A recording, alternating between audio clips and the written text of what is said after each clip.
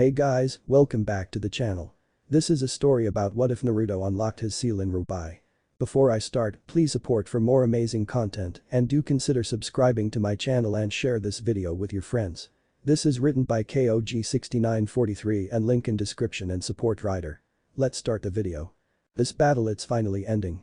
In the location known as the Valley of the End, two figures stood across from one another as they prepared to finish the battle they have been waging. Both of the figures were on their last legs, and they knew it. While the two of them normally looked like a pair of normal 13-year-olds, their appearances were distorted due to the powers they were using. The first figure was a blonde boy with crimson eyes with slits for pupils. On either of his cheeks were three thick whisker marks. He had on an orange tracksuit with blue on the upper shoulder areas and around the waist. It had a white swirl with a tassel on the left side and a red Uzumaki swirl on the back, with the collar being white while the pants were a matching orange. He also wore blue shinobi sandals. He had on a forehead protector with the symbol of a leaf on it. His entire body was shrouded in an orange cloak of some kind. It was shaped to look similar to some kind of fox. Across the valley was another boy. His appearance was distorted to a much greater degree. His skin had changed color to grayish-brown and his hair had grown longer and shaggier. Across the bridge of his nose was some kind of four-pointed star and his eyes were red with three tomos in either eye. He had on a blue top with a high collar and white shorts. Coming out of his back were two giant wings that resembled hands. He wore the same forehead protector as the blonde boy.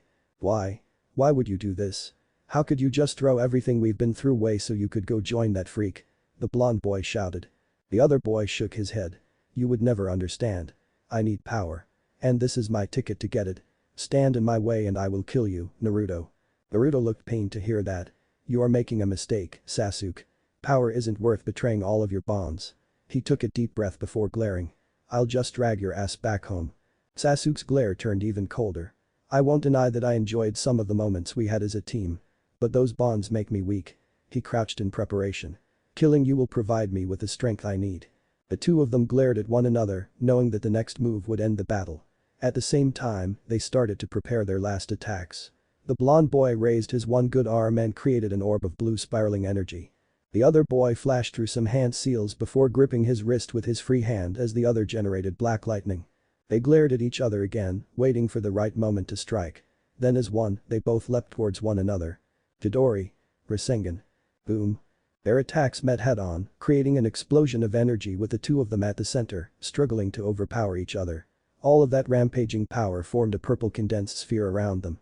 Seeing an opportunity, the avian boy broke his attack off from the struggle and redirected it towards the chest of the blonde boy. Squelch. As his attack dissipated, Naruto could only look on with shocked eyes as the boy he saw as a brother attempted to kill him again. Grunting in pain as the blood started to pool in his throat, he made a last-ditch swipe but only managed to scratch the forehead protector of his enemy. I can't believe it, he went in for the kill again. Feeling his consciousness fading, Naruto weakly glared at the black-haired boy. He only got a crazed grin in return. Boom. His world turned black. Naruto groaned as his consciousness slowly returned. Ugh, what the hell happened? The first thing that came to his attention was that he was laying on his back. The second was the pain. Son of a Naruto grit his teeth and tried to ride out the pain. He could do nothing but remain there for several moments as he waited for it to subside. Eventually, the pain started to clear and he was able to think clearly. That freaking hurt. Groaning again, Naruto became aware of the feeling of dirt and leaves under his body. This realization made him frown. Did I fall asleep while training again? He cracked a blue eye open and was greeted with red. Naruto frowned in confusion. Red leaves. It isn't the right season. He slowly pushed himself up to a sitting position. Where am I? He made to get up but stopped when another wave of pain hit him. Gah, he grasped the area that was in pain, his chest. Why the hell am I in so much pain? He closed his eyes and thought back. Getting woken up by Shikamaru. Being informed that Sasuke left the village. Sakura asking for him to bring the asshole back. Having to leave his teammates behind one by one to fight. Hatching up to the bone guy. Sasuke running away. Hiding in the valley. One last attack. They jumped at each other. Naruto gasped as a sense of betrayal hit him. That jackass betrayed us. He spat on all of our bonds for power. And he tried to kill me. The hurt from the betrayal gave way for rage. The bastard didn't even hesitate. He was grinning while he did it. A low growl escaped his throat. I ask and beg for him to stop, but he rams two fucking fists full of lightning through my chest. The anger in him just kept growing. He was willing to kill me. What the hell does Sakura-chan see in him? And why the hell am I going so far to save the ass? That question made him pause. Why was he willing to do so much to bring Sasuke back? Naruto frowned as he thought about it. He doesn't give a shit, so why should I? Why should I care about a traitor? This train of thought turned to his other teammate. And Sakura must be as delusional as I was. I thought she was the smart one. Naruto let out a derisive snort before looking around again. Now, I should probably get back to the village. He gingerly got to his feet. Once he was standing, Naruto looked around with a frown. But where the heck is the village? Taking a closer look at the forest he was in, Naruto realized that there weren't any trees like this anywhere near Konoha. Irritation flashed through Naruto. He just wanted to go home and forget about the entire crappy mission. Spotting a tall tree nearby, Naruto ran towards it before jumping up and into its branches. Using his chakra to aid him, he was easily able to run up the trunk of the tree. He soon broke through the layer of red leaves and got his first look at the night sky. His eyes widened in shock at what he saw. Why the hell is the moon broken? High up above him was the moon, but it was partially shattered. Naruto gaped at it for a minute, his mind attempting to process that what he was looking at was real. I don't think I'm dreaming. Shaking his head and deciding to worry about it later, Naruto started to look around in an attempt to spot some familiar landmark. A scowl was slowly making its way onto his face as he realized he had no idea where he was. Amid all turning his head in the other direction, he paused when he saw something in the distance. It was a city, but a weird-looking one. It was huge. Just from where he was, Naruto was able to tell that the city was at least as big as Konoha. And some of the buildings in it were way taller than what he was used to. I guess that's as good a place as any to get some directions. Later. Naruto was able to reach the city quickly by hopping through the trees. Taking up a leisure pace as he took in his surroundings, Naruto marveled at how advanced this place was. Just with a single glance, he saw all kinds of devices that seemed like was even beyond the land of spring. Heck, these people were speeding around in giant metal boxes. Hey, look at that kid, doesn't it look like he crawled right out of the gutter? A frown appeared on his face as he heard that whisper. Well, what do you expect from an animal? It took all of his self-control not to turn around and lash out at the speakers right then and there. Looking around discreetly, the frown on his face deepened when he saw that multiple people were sending him disgusted looks. Not everyone was, but definitely enough for him to notice. These people don't even know me, and they treat me as less than human. It was just like some of the people from Konoha too scared of the Kikbi to see him for who he was. Shaking his head, Naruto sped up a bit to turn a corner and put some distance between him and the whispering people. Oof. He was in such a hurry that he didn't notice the woman rounding the corner. Naruto stumbled back but was able to stay on his feet. He rubbed the back of his head. I'm sorry about that. He trailed off when he got a good look at the woman. The woman blinked in surprise before sending a small smile at him, not noticing his reaction to her appearance. Oh, it's not a problem. But do be more careful in the future. Naruto barely heard this as his eyes were glued to the top of her head. Are those dog ears? Realizing that she had spoken, he shook his head. Right, I'll be sure to do that. It was at that point that the woman got a good look at him. A small frown made its way onto her face. I can't believe it. No mercy, even to children, she muttered. Naruto tilted his head. I'm sorry. What did she mean by that? She shook her head. It's nothing. She smiled at him. Where are your parents, honey? They must be worried about you if you're out this late at night. The look of sadness that flashed across his face wasn't covered quickly enough. The woman sighed sadly. I see. She reached into her purse and pulled out a few coins. Here, you may not want to take this, but I insist. You look like you can use a good bite to eat. Naruto frowned at the strange currency. He did not do charity. He opened his mouth to deny the offered money, but was interrupted by the loud growl his stomach emitted. Blushing up a storm, even as the woman smiled sadly again, Naruto shook his head. Keep your money, I'm fine. I still have my own. He pulled out a rim coin to prove his point. The woman quirked an eyebrow at it. I don't recognize that currency, but either way, I don't think you will be able to find a place that will accept it. Oh, Naruto slowly lowered his hand. A slow smirk made its way onto the woman's face. How about this? I'll trade you. My husband happens to collect coins. I'll give you this money if you give me some of yours. Sound fair? Naruto frowned in thought. Sure, if what she said was right, then all of his money was no good here wherever he was. It would be better to have at least some money compared to nothing. This was still closer to a handout than he would have liked, but at least he was paying her as well. The woman brightened. Great. They swapped the money and she smiled at him again. Now be careful on your way home. She waved at him before she continued on her way. Naruto pocketed the money and glanced around. Now, where can I get something to eat? After a few minutes of wandering around, he spotted a local sub shop. With a mental shrug, he walked over to it. The bell rang out when Naruto walked through the door. The man behind the counter didn't turn back from what he was doing. Welcome. What can I get for you?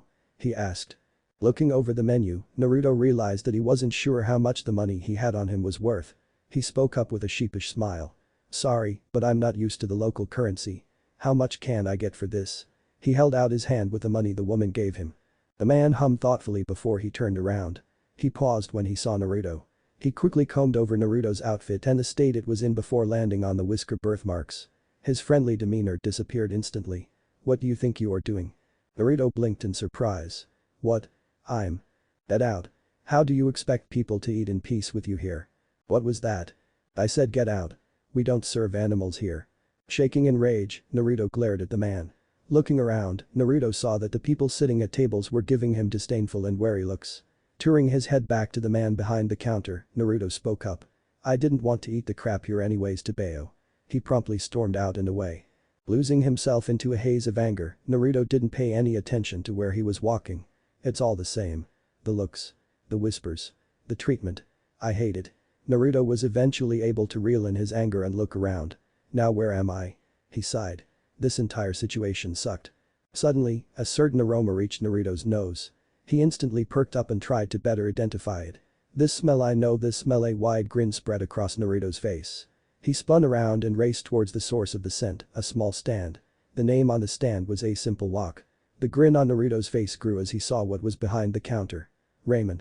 The man who was eating a bowl of ramen behind the counter blinked at the weird kid that just ran into the stand. "You want some, kid?"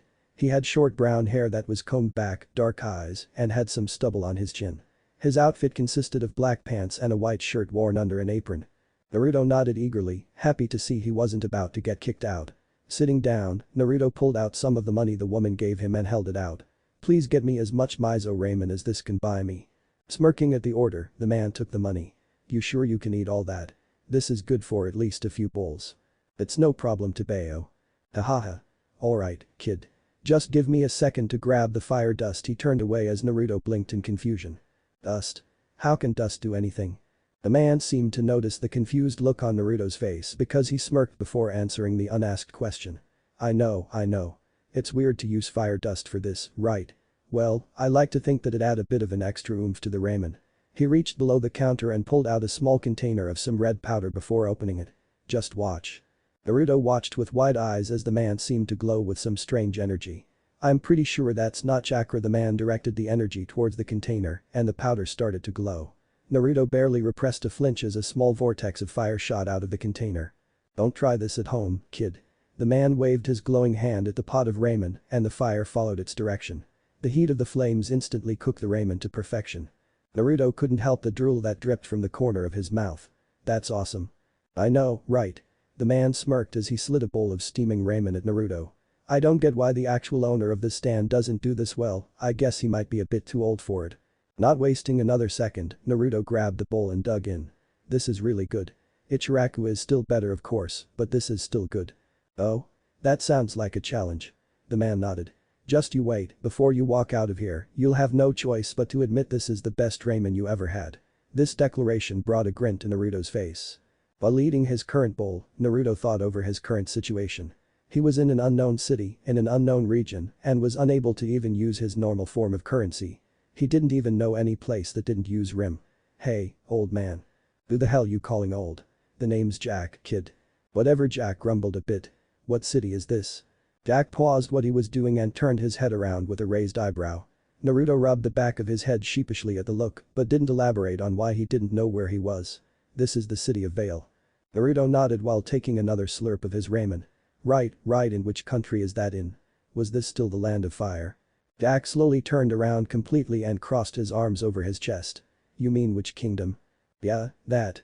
Country is just what I'm used to calling it. This is the kingdom of Vale. You're in the capital." Naruto blinked. "What? Where the hell am I?" A frown appeared on the blonde's face.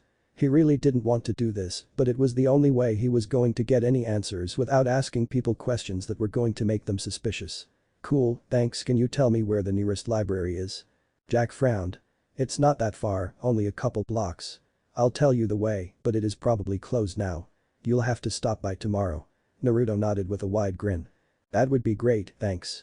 His grin grew. "Now keep the ramen coming to Bayo. Or are you admitting that Ichiraku is better?" "Like hell I am. Keep your ass in your seat, brat." One awesome bowl of ramen coming up. 1 week later. Naruto felt his frustration growing as the week went by. Just like Jack had said, the library was nearby, so finding it was not a problem. The first hitch came when the librarian by the door took one look at his appearance and grimaced. Luckily, the old bat seemed to be able to at least act professionally, so Naruto wasn't kicked out. The second hitch came soon after Naruto started to look through the maps and atlases that were there. He wasn't in the elemental nations anymore. Understandably, a small sense of panic began to rise within him, but Naruto managed to stay calm and continue looking for any clues as to where he was. After a day of research, Naruto had attempted to summon a toad only to get nothing out of it but a puff of smoke. That was the final straw in making him admit to the small thought that has been in the back of his head since he saw the shattered moon. He was in an entirely different world. This revelation opened the gate for a mad dash to try and gather information about where he was. There had to be something that would help him get back. Well, he came across many things that caught his attention such as dust, aura, huntsman, and the Grimm. Naruto was unable to find anything mentioning another world. The only good thing that happened that week was the accidental discovery that he gained the memories of his clones when they dispelled. He only found that out when a clone that was carrying a bunch of books for him tripped and popped. He spent all of 10 minutes hating himself for not noticing sooner before creating a small group that were quickly ordered to help in the search and go back to look up the information about the new world he found himself in. From opening until closing, Naruto spent all of his free time in a secluded corner of the library. He wanted to keep out of view because he was growing increasingly annoyed with all the looks that his appearance got him. It wasn't like he wanted to walk around in a tattered tracksuit. Not having anywhere to go, Naruto slept in a tree in a nearby park. He had done so many times in the past, so he didn't have a problem with it. Getting food on the other hand was something that had him worried for a bit. He had quickly spent all of the local currency he had, so he had nothing to buy food with. Luckily, Jack seemed to be someone who was able to get a good read on people. He had noticed instantly the next time he saw Naruto that the blonde looked a little hungry, but knew that any handouts would likely be rejected. So he came up with a compromise. Naruto would work for his food. Jack assigned him miscellaneous jobs and would pay Naruto with food.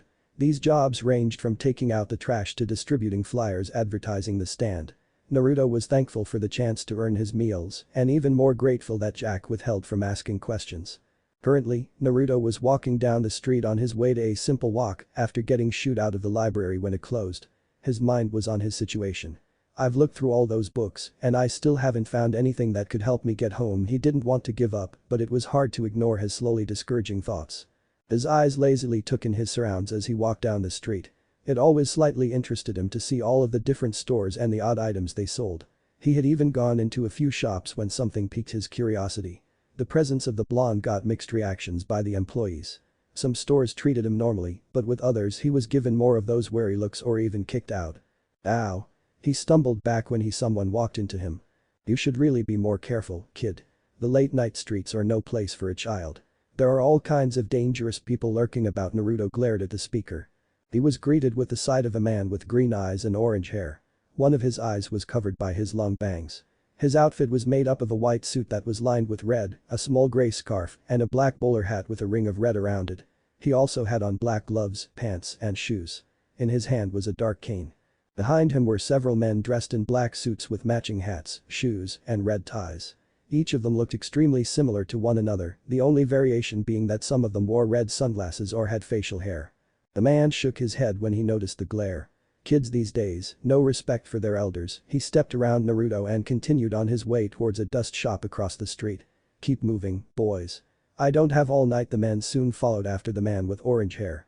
I don't like him. Even with his awesome hair color, he seems to be a bit of an ass. Naruto frowned when he scrutinized the man in the white suit. I feel like I've seen that guy somewhere before. The group of men walked up to the dust shop and entered. Through the window of the store, Naruto was able to see the men walk up to the counter. His eyes widened when the men in black suddenly drew swords and pointed them at the woman behind the counter. They're robbing the store. Naruto scowled and dashed over to the store before running in as the woman started to load the dust crystals into a box. Hey. What do you think you are doing? He yelled. The orange-haired man turned with a raised eyebrow. I think I'm robbing the store. Growling, Naruto pulled out a kunai and slid into a battle stance. The eyebrow climbed higher as some of the men in black turned their weapons to Naruto. What, you want to try and be some hero, kid? That's pretty dumb of you. It's dumber to think that you are gonna get out of this without having your ass kicked to Bayo.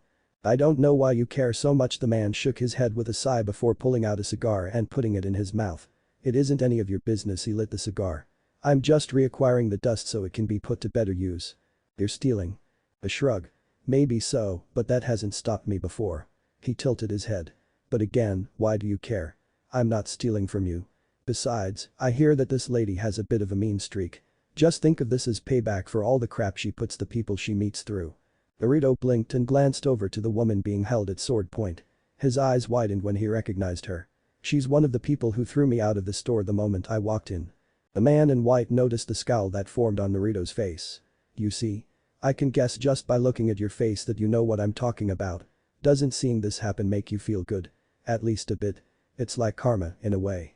Naruto hesitated before opening his mouth. But a shout cut him off before he could speak. You will pay for this, you bastard. The world would be better off without people like you or those horrible animals. I'm already having trouble getting a steady supply of dust with all the White Fang raids, but now you come and steal what I do have. The woman snarled. Her eyes turned to Naruto. Your kind has always been nothing but trash that made hardworking people like me suffer. A sharp shove from the man behind her silenced her, and the red crystal in her hand fell to the floor. You see what I mean? Don't waste your sympathy on this. The orange-haired man bent over to pick up the crystal at his feet. Don't mind if I do. He pocketed it. Looking around, he saw that all of his henchmen were finished raiding the store of the dust and tying up the woman. He tipped his hat to Naruto. Well kid, it was nice meeting you. Think about what I said, okay? He and the men quickly left. Naruto just watched them go with chaotic thoughts. Part of him was screaming to go after them and turn them into the police, but another part was just as loud in voicing that it really wasn't his problem. That, and he wanted the woman to suffer. It scared him when he realized he actually thought that. Shaking his head, Naruto dashed out of the shop and continued on his way to a simple walk. Park on the edge of the city, a few days later. It has been a few days since Naruto witnessed the dust shop robbery, and his mind kept on returning to the things that the man in the white suit said. That guy, he had a point. Why did I care? It had nothing to do with me. Naruto was currently relaxing in the branch of a tree in a park. This was one of the more secluded parks due to being on the edge of the city, so he often preferred coming here. He could see the edge of the forest he had learned was called Forever Fall off in the distance. That lady hasn't done anything for me, so why did I think of helping her? She was just like those damn villagers who hated me for the kickbee. She must have thought I was a faunus or something. Naruto had come across details of the faunus and the hate towards them while in the library. He instantly likened their animal traits to his whisker marks, but he knew that he was still human. I hate the racism here. I haven't done anything to these people, and yet some of them still treat me like trash. Hey, wait up. A childish shout drew his eyes to a small girl that was running around in the park. She was laughing as she chased after an equally small boy. Nah. You have to catch me. The boy shouted. The sight of the two children made Naruto smile a bit. After a moment, he noticed the children both had rabbit ears on the top of their heads. Naruto was content to just watch the children play for the next few minutes, but his thoughts slowly returned to his situation. This all happened because the team decided to betray everyone. I was so stupid to actually see him as a brother. Now I'm stuck in an entirely different world with nothing but the clothes on my back and the stuff I have on me. A scowl was forming on his face again. Roar. A loud roar from the forest made Naruto bolt to his feet and spin around to face the forest. Scanning the tree line, Naruto spotted 5 identical creatures stalking out of it. They were large, black bipedal creatures that had a slouch to their postures and red eyes. On their faces were bone-like masks with red markings. They also had something that resembled bones shaped into spikes on their arms, backs, and knees. Even from where he was, Naruto could spot the sharp claws. No doubt about it. These were Grimm. Naruto noticed right away that they seemed to be focused on his location as they slowly crept towards him. Hiya. The fearful scream of the little girl made them pause. They looked between Naruto and the 2 cowering kids before coming to a decision. The group of Grimm spun around and charged at the 2 kids, who stumbled back and onto the floor out of fear. No. Like hell, he was about to sit and watch those kids die. Crouching low for a moment, Naruto rocketed out of the tree and over the Grimm. He landed between the pack and the 2 children. He turned his head slightly to address them while keeping his eyes on the Grimm. Go. Get out of here. Deciding to listen to the stranger, the kids scrambled to their feet and fled the park. Seeing that they were gone, Naruto turned back to the Grimm. You want them? You're gonna have to get by me first. He slid into a battle stance. The lead Grimm growled at him before it pounced, but Naruto easily moved out of the way. He blinked as he got his first close look at the Grimm. Whoa, you're one ugly dog Grimm thing. Rah. Naruto rolled to the side to avoid the lunging Grimm before jumping up and over the one that tried to slash at him from behind. You won't be able to hit me that easily. Once he landed, Naruto formed the hand seal he was the most familiar with. Shadow Clone Jutsu. 4 clones popped into existence around him. None of the clones needed any instructions before they each launched themselves at a Grimm. Naruto himself dashed at the nearest Grimm as well. He ducked under the slash it made and sent a strong punch to the Grimm's chest. Qrow. The punch was strong enough to send it back several feet. You weren't so tough. Not giving the Grimm a chance to recover, Naruto pulled out a kunai and dashed at it. In one swift motion, the kunai was stabbed into the center of the Grimm's head. Naruto tugged the kunai out and jumped back as the Grimm began to dissolve. Looking around, Naruto saw that his clones were also easily able to kill the Grimm. Naruto nodded to himself as his clones dispelled. Well, that worked out well. Naruto turned when he heard sirens approaching. There were several police cars speeding towards the park. They screeched to a stop when they reached it. An officer quickly got out of his car and looked around. His eyes widened in surprise when he saw the disappearing Grimm, and then he looked to Naruto and stopped on the kunai in his hand. "Hey, kid," he called. Naruto frowned. Well, he was sure he didn't do anything wrong. This could lead to the discovery that he had no records. And that would be a problem. Deciding on his next course of action, Naruto turned and ran full speed out of the area. "Wait." The officer cursed. "Damn. That kid is fast. He must have a speed semblance." Well, that was interesting. He has 2 semblances. I didn't know that could happen. What do you think? I think that we might get a new friend soon. It shouldn't be hard to find him. City streets, a few days later. Hami, damn it. I can't find anything useful in those books. Naruto had a scowl on his face as he walked towards a simple walk. He really did not want to admit it, but he might be stuck.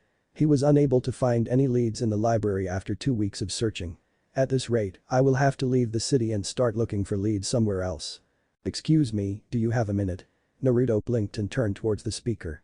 It was a young woman with ashen black hair and bright amber eyes.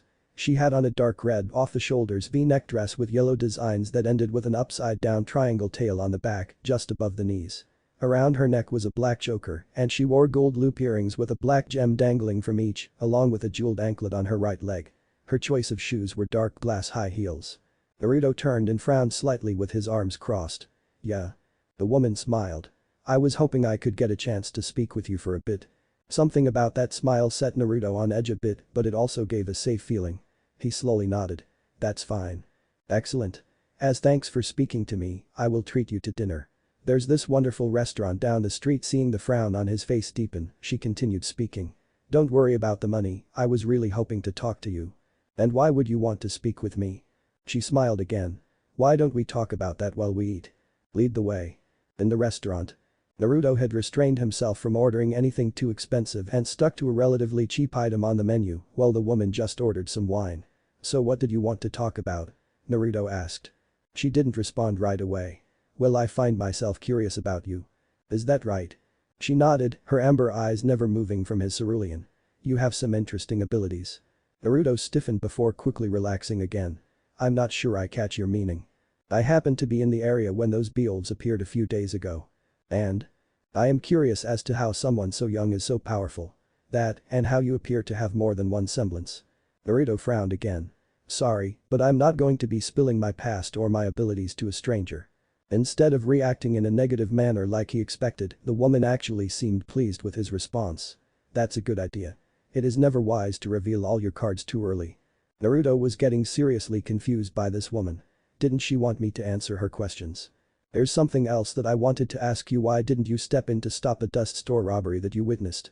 Given what I saw, it would have been simple of you to do so." He wasn't expecting that. "You know about that?" She nodded. "Yes, I heard about it recently." Her eyes seemed to be able to pierce right through him. "So, why didn't you?" Naruto looked away. What could he say? That deep down, he felt vindicated to see that woman get robbed. That he actually considered the words of a criminal. Was it because of how she treated you? Naruto froze. "It was, wasn't it? Do you get that often?" "I'm not sure if you are a faunus, and you don't have to tell me. You have those whisker marks, sure, but they could just be some unusual birthmarks, but some people don't even think about it, do they? They just treat you like dirt and whisper behind your back." Naruto wasn't able to say anything in response. She's right. Even that, it's only fair for some payback to come around, right? Is it? The woman glanced over his outfit. "It looks like you've had some tough times recently. Where about your parents?" A flinch. "Oh, I'm sorry, I shouldn't have asked that. Let's change the subject.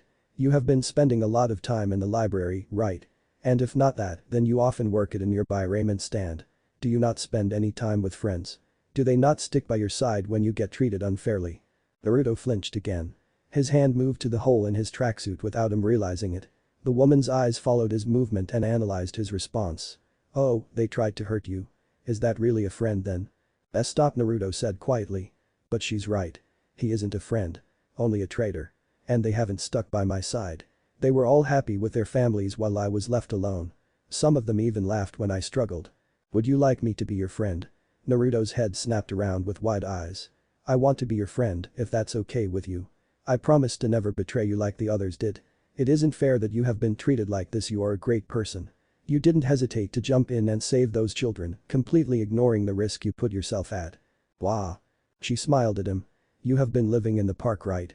Do you not have anywhere to go? Would you like to come with me? Naruto's mind was slowly crumbling as the woman continued to speak. Everything she said was true and he couldn't deny it. Even if he really wanted to. Why? She laughed softly. Well, we're friends, aren't we? And because I'm your friend, I am going to help you. Her expression saddened. Do you not want to be my friend? Naruto swallowed and his eyes darted around. After a minute of silence, he took a deep breath to calm himself and slowly nodded. A small smile was on his face. Something about this woman just made him want to stick close. Sure. I'd be happy to be your friend. The sad look faded. Great. Shall we get going? I think you would like to sleep in an actual bed for once. Naruto grinned and stood up with her. That would be nice. Thanks. He paused with a small frown as a thought came to him. She blinked. Oh, I never introduced myself, did I? Please forgive me. Naruto shook his head with a grin. Don't worry about it. I'm Naruto Uzumaki. She smiled again. It's nice to meet you, Naruto. My name is Cinder. Cinder Fall. Beacon Academy. Ozpin frowned slightly into his mug as he read over the report of the recent Grimm attack in Vale. While he was relieved to hear that the Grimm were killed before any casualties or damage could be dealt, it was how the Grimm were killed that caught his attention. Or to be more exact, who killed the Grimm. According to an officer who arrived on the scene, a boy who looked to be no older than 13 was the one to fight the Grimm and protect the children who were in the park. And while the boy's clothes were damaged, there was no obvious sign of injury on him. It was not completely unheard of for people as young as 13 to be able to kill a group of Grimm on his or her own, but the police were very quick to arrive on the scene and they still had only managed to see the aftermath. To top it all off, the boy appeared to have managed to kill all 5 Grimm with nothing but a normal kunai as his weapon. Ozpin supposed the boy's apparent semblance had something to do with that which he then used to flee the scene. There was nothing he had done wrong in fighting off the Grimm, so why would the boy run away when the police arrived? That showed that he may have something he wanted to hide, something that most likely would have been noticed if taken in for questioning. He sighed as he set his mug down on his desk and leaned back in his chair. Well, the fact that the boy had fled was extremely suspicious. Ozpin wasn't going to just immediately label him as some kind of threat. After all, there had to be at least some good in him if he did not hesitate to put himself in danger to protect those children. Light filtering in from the window and into his eyes made Ozpin look out the window. Seeing the sun rise over the horizon prompted another sigh. Another sleepless night. I'm going to be hearing about this from Glinda. If it wasn't for his coffee, Ozpin would have crashed long ago. His attention shifted towards his reflection. Looking back at him was a middle-aged man with tousled gray hair and thin brown eyes behind shaded glasses. His outfit consisted of a dark green with a purple cross emblem, a black suit worn over a button vest and green undershirt, dark shoes, and dark green pants. Ozpin brought his attention back to the report, considering what he should do about this. While he didn't need to specifically do anything, he felt that he should at least look into this a bit more. If he later decided to get involved in some way, then so be it. A small smirk formed on Cinder's face as her thoughts returned to the conversation she had the previous day and the results that came with it. She knew the moment she saw the blonde boy easily defeat 5 Grimm the other day that it would be beneficial to bring him to her side. The boy with 2 semblances. Both of which were highly useful in combat. There was no questioning his value. It would just be a matter of managing to convince him to join her. After doing a bit of digging, Cinder was pleased with what she found. The more she learned about him, the more she was able to see that it may be possible for her to influence him. After having him watched from a distance for a couple days, she quickly learned that the boy spent much of his time in the local library. It was here that it was discovered the boy apparently gained the memories of his clones when they disappeared and helping out at the ramen stand he frequented. The boy would then go to one of the local parks to sleep. Hearing from Ramen that a blond boy with whisker marks on his cheeks and a tattered orange tracksuit had done nothing but watch him rob a store, disregarding the initial intentions of the boy, told her that there was a very real chance that the boy may be swayed. She just needed to confirm a few things before she started to have him begin to trust her, and that just meant talking to him for a bit. But she knew that she had to act quickly, otherwise someone else could come and bring him around to their side. Deciding that time was of the essence, and she was unlikely to learn any further critical information by simply watching him, Cinder approached the boy one night as he left the library and invited him to a meal with the pretense of wishing to speak with him.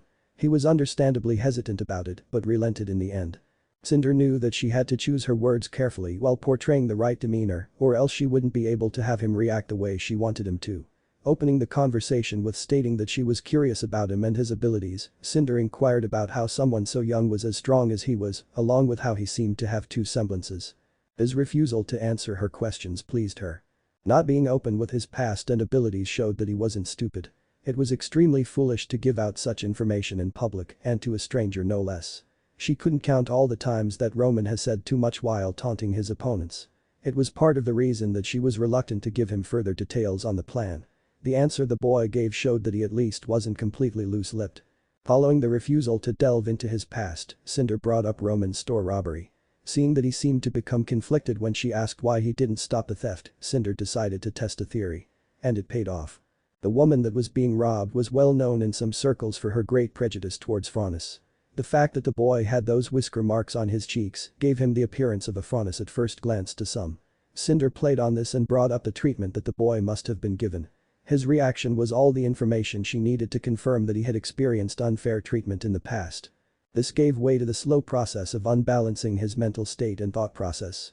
She couldn't outright say that or tell him that it was okay to commit crimes, but she didn't need to.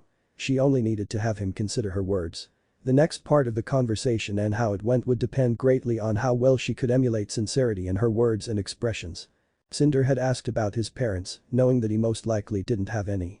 When he flinched at the question instead of answering, she apologized and asked about his friends, earning an interesting reaction. The boy didn't even seem to realize that he had started to move his hand towards the hole in his tracksuit or just how telling him doing so was. She had to suppress an unbidden smirk when he grew even more distressed upon being asked if it was really a friend when they heard him. Cinder had no problem admitting to herself that she took a moment to enjoy the sight of the boy growing more distressed and questioning the bonds he had. But while she used the moment to enjoy the view, she knew that this was the most important part of the interaction. The boy had to start questioning and mentally breaking off the friendships he had. That was another reason she needed to unbalance his mental state to make him believe that he did not truly have any friends. When Cinder decided that she had an opportune moment to strike, she cast the bait of asking if he would like to be her friend. In his distressed and confused state, he was unable to process everything as well as he normally would have. The final part of the interaction was getting him to go with her. This was fairly easier with the chaotic state his mind was in. Cinder's skill in changing her expression was tested again at this point, but it had all paid off. Everything had gone as she had planned.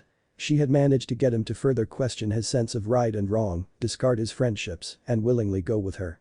Things had gone so well because she was able to twist his thoughts how she liked without telling him what to think. All of it had been done by saying things that forced him to question what he thought were absolute truths. And by being the one to help him come to these conclusions and offer her hand in friendship, Cinder was subconsciously now a trusted person to him. She had become like a lifeline on some level. Now she just needed to convert him into her way of thinking and build up on the trust she had established. After finally exchanging names, Cinder brought Naruto to a higher class apartment she had under a different name. When she had shown him a spare room and told him that he could stay there for as long as he needed, he had been understandably hesitant in accepting the offer. He eventually relented after saying he would pay her back in some way before plopping himself on the bed and instantly falling asleep. It was now the next day and Cinder was the only one awake. She was sitting in the living room and using her scroll to look over some information a contact had sent her. Suddenly, a message popped up in the corner of the screen, indicating that someone was calling her. She took one glance at the name before answering the call and returning to her reading. "Good morning, Cinder," a feminine voice said. "Emerald," Cinder returned. "I suppose the assignment I gave you went well?" she asked. "Of course, no problems other than Mercury's presence." "Whatever. You're just annoyed that I was the one to take out more enemies and win the contest," interjected a second voice. "You cheated. Half of your score came from getting the last hit in on my opponents." "I'm sorry, did you say something? I can't hear you over the sound of my winning." "You." Cinder cleared her throat and the two of them instantly silenced themselves. Are the two of you quite finished? Yes ma'am. Sorry about that. Nodding to herself, Cinder continued speaking. So the mission was a success. Nice job. And you said there were no problems? None, ma'am. We went in, took out the targets, destroyed the objective as instructed, and left. Emerald said. And you are sure that there is no trail? It was Mercury that responded this time.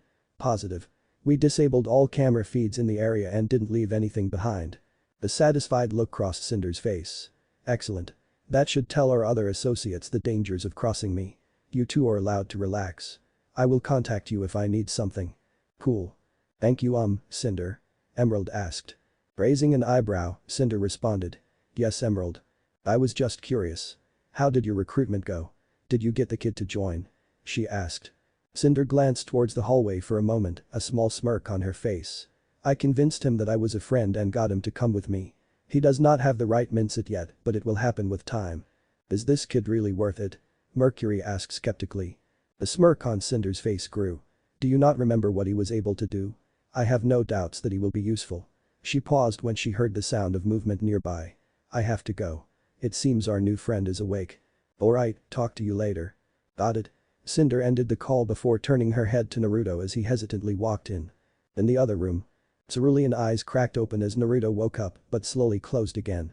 Tired, don't want to get up, sleeping in bed better. All of 5 seconds went by before Naruto's eyes snapped back open and he shot into an upright position. Where the hell am I? His mind went back to the conversation he had yesterday with Cinder. He looked around. Oh, right. Cinder is letting me use this room. A small smile appeared on his face as he remembered his new friend. Deciding to get up now that he was fully alert from his moment of panic, Naruto got out of the bed and walked out the door. As he made his way towards the living room, he heard Cinder talking to someone, but the conversation ended as he got closer. As he entered the room, he scanned it to locate the other people. Looking back at Cinder, he spotted the device he had in her hand. She must have been talking on that scroll thing.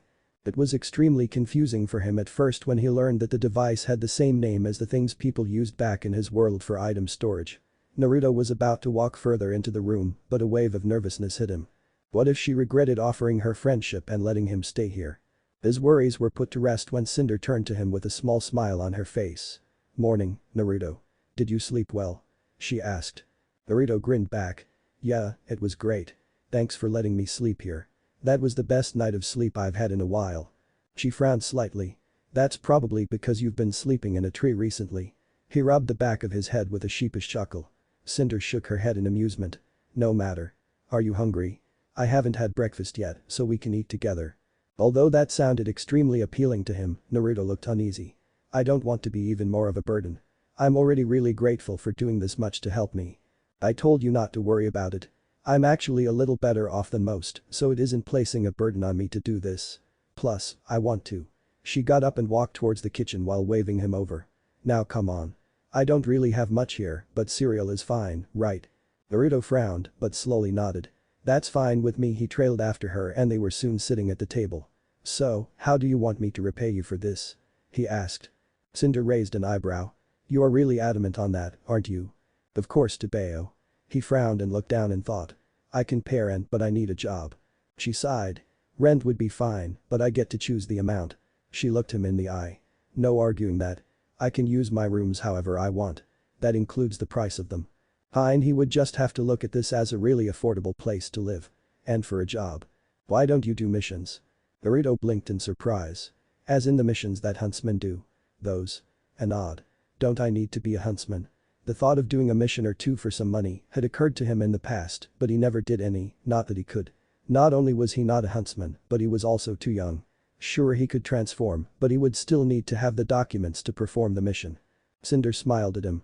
Well, it is true that you won't be able to do many missions, there are still others out there that allow for someone who isn't a fully fledged huntsman or huntress. I know some people, so I can get you some of those missions and you can use them to pay me back. No need to tell him that some parts of what she was planning could be considered less than legal. The grimace filtered across the blonde's face. I don't exactly have any official documentation, don't I need that? He said. The black eyebrow raised in question. You don't? No, he looked away. Is that why you ran from the police the other day? Naruto nodded. I understand. No, not necessarily. I can help you do missions anonymously if you want, but you should still get some documentation. I'll take care of that for you." He looked back in surprise. "Like I said, I know some people who can help. Something like this shouldn't be a problem to fix. I won't ask you why you don't, but I will still need you to answer some questions to fill out the forms. We can do this without getting attention from people who will throw a fit about it. You know how some big wigs are." She finished with a smirk. Naruto grinned back before a questioning look crossed his face. "What kind of missions will I be doing?" He didn't look too deeply into missions. Cinder considered the question. "Well, there are different types.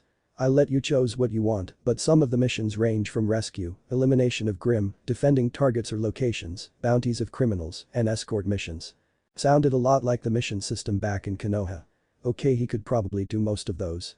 But we have to take into consideration how some people may react to seeing someone as young as you do missions, so we will have to be careful as to what missions we pick. But you should have more freedom after getting a reputation for yourself. Got it? Cinder smiled before looking over his outfit. "But if you are going to be taking missions, then you need to look the part. Once we are done eating, we are going to be getting you some new clothes. I know a place that is combat-oriented clothing. And before you protest me paying for this," she cut him off when he opened his mouth. "The sooner you start doing missions, the sooner you can pay me back." Naruto slumped. "Fine. Clothing store, a little later." "Are you sure this will look good on me, Cinder?" Naruto asked from inside the changing room.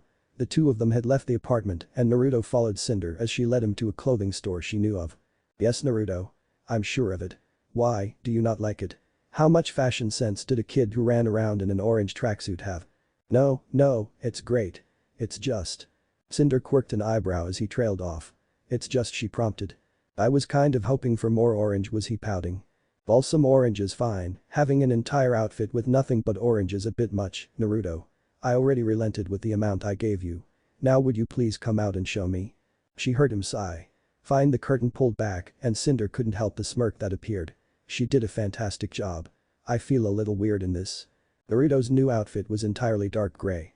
It consisted of a military vest with multiple pockets, pants, and hooded long-sleeved top. His sandals had been traded in for black shoes. Naruto also had on a pair of black gloves with metal plating on the back.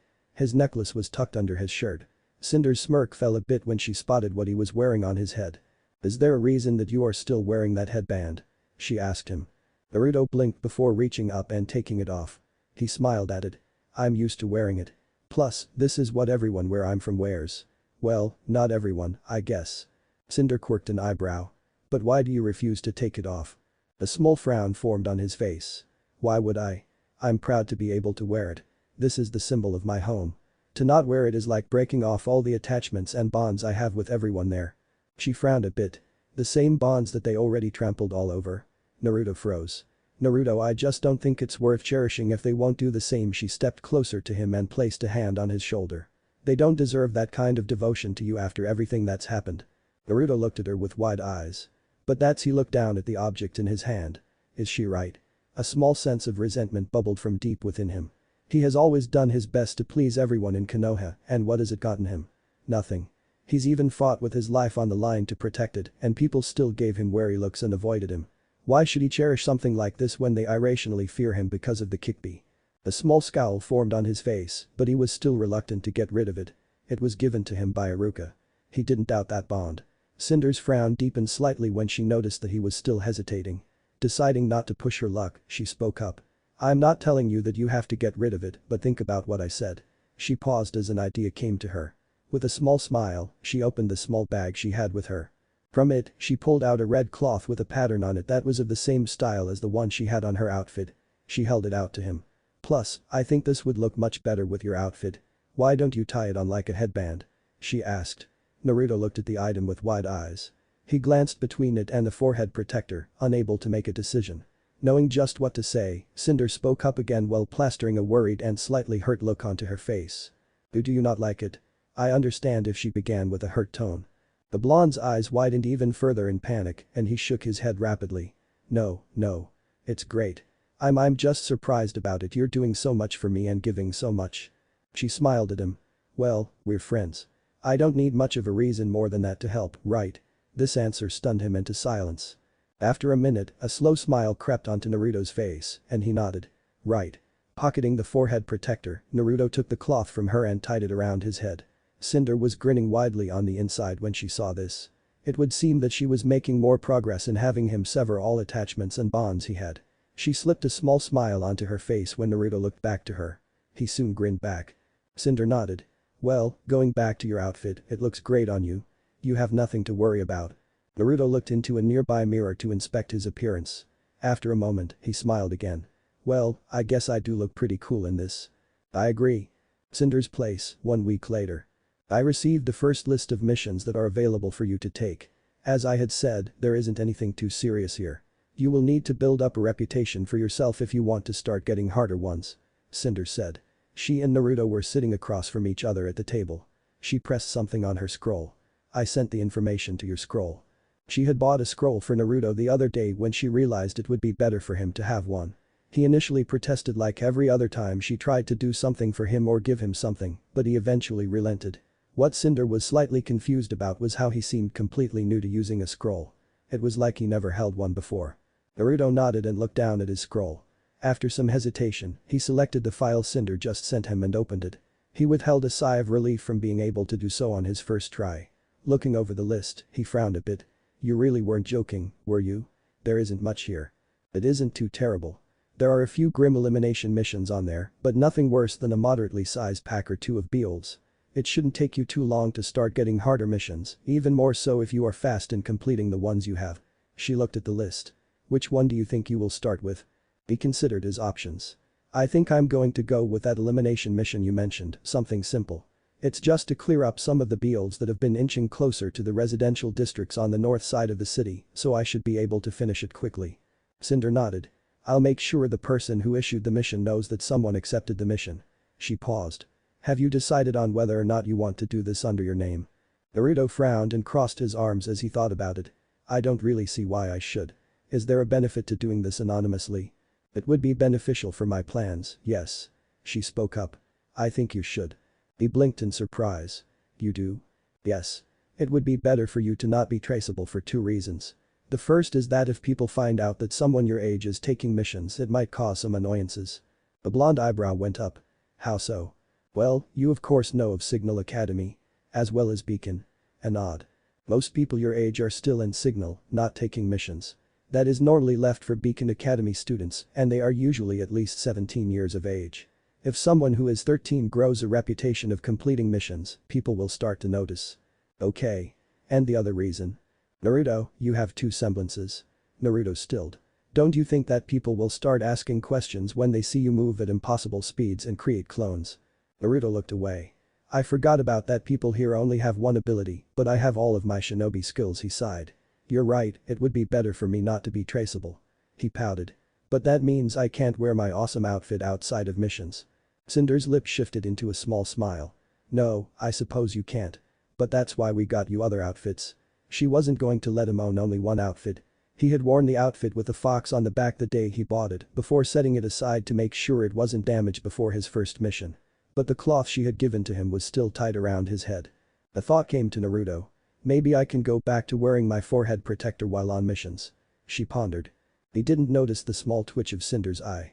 She wanted to say that he shouldn't, but she could not think of a way to convince him not to this time. Naruto smiled and nodded. Yeah, that sounds good. But I need a way to hide my features. I guess I can wear the hood to cover my hair, but how can I hide my face? Well, he could just transform to disguise himself. That would be a pain to keep up on long missions. Plus, it could be dispelled if he was hit hard enough to make him lose concentration. Cinder pondered the question for a moment. You can wear some kind of mask. It doesn't have to cover your entire face, but it should cover your whisker marks at least. Naruto's mind went back to a certain silver-haired Junin. I think I know a good mask. Good, we can get it later. I'm going to inform the client now. Are you sure this is the mission you want? He didn't even have to think about it. Yeah, it's fine. This is a great first mission. Sure, I wouldn't mind if it was a little grander, but I'll get there. It's a heck of a lot better than the D ranks I used to do. Wonderful. We will get the mask later today. You will need to report to the client tomorrow morning. She smirked. I would say good luck, but I honestly don't think you need it. Naruto grinned at her. You got that right. Edge of Foreverfall, the next day. Naruto slowly approached the designated location that he was supposed to meet his client at. He was decked out in his new outfit, but now he also had on a metallic mask that matched his outfit's colors but only covered the bottom half of his face. His hood was also up. Double-checking the address, Naruto knocked on the door. He only had to wait a minute before it was pulled open, revealing an older man with graying hair who was wearing a black t-shirt and brown pants. His arm was in a sling. The man eyed him suspiciously. "Who the hell are you, brat?" Naruto frowned behind his mask. "I'm the person who took up your mission." He paused and thought for a moment. "Just call me Kitsune." The frown deepened when the man snorted. "And I'm Nikos." Naruto had no idea who that was. The man turned and made to close the door. "Get lost, kid. I don't have time for your stupid jokes. There's no way a runt like you is the person who took the mission. You would be killed in that forest." Naruto grit his teeth out of agitation. "How about a bet then?" This made the man pause. "Oh? What kind of bet?" Naruto looked him in the eye. "I go in there, kill the designated beetles, and report back with their heads as proof before they completely dissolve. I do it, you pay me double the expected pay." The man sneered. "And what do I get out of this?" After a moment of thought, Naruto took off his necklace and showed it to him. "You get this? This necklace is one of a kind. It could easily be sold for millions of lien. You'd be rich instantly." The man was eyeing the gem with a hungry look. Naruto slipped it back on. "I'm guessing you normally do this job yourself. But you can't now due to your injury."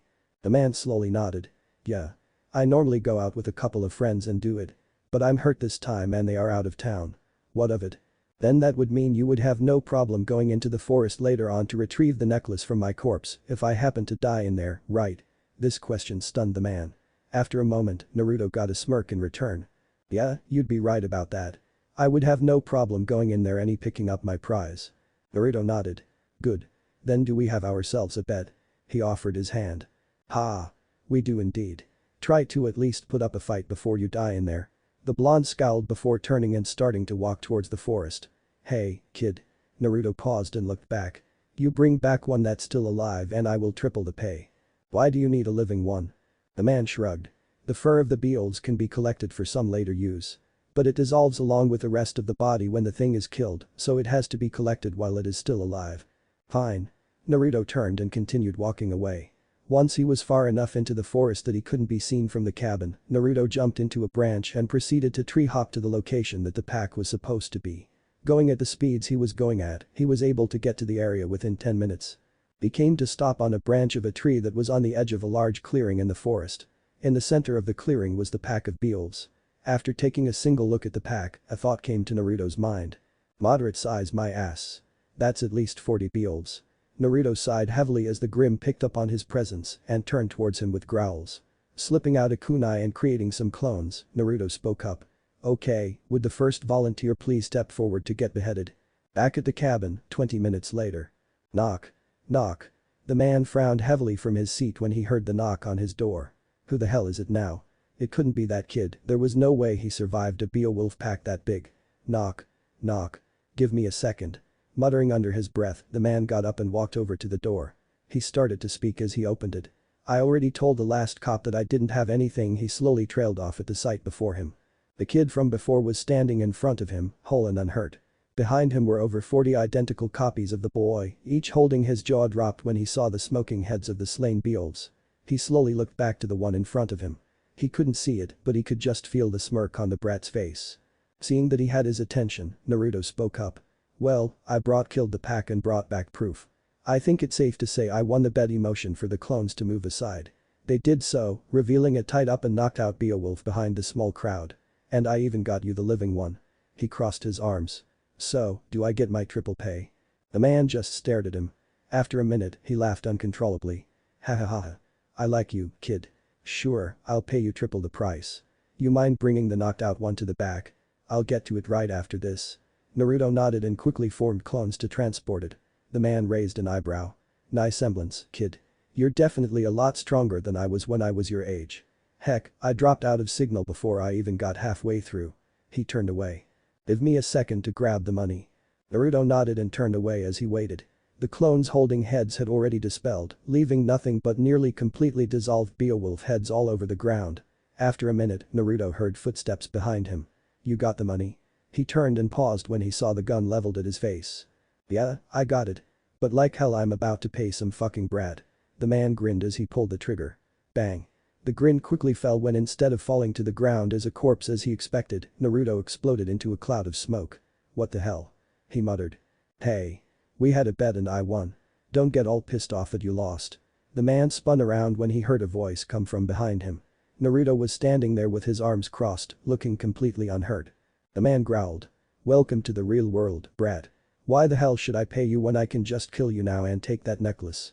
Naruto smirked. "Then go ahead and try to kill me. But it would be pointless." The man raised his hand to aim it at him. Bang. The man scowled again when that Naruto disappeared in a cloud of smoke as well. That was just a clone. The man turned his head to see another Naruto standing a few feet away. He made to turn around so he could aim at him. Bam. Before he could even get more than halfway turned, Naruto rushed at him and delivered a punch to the gut. The strike loosened the man's grip on the gun enough to have him drop it. Naruto walked up to it and inspected it. This was the first time he had seen a gun in person.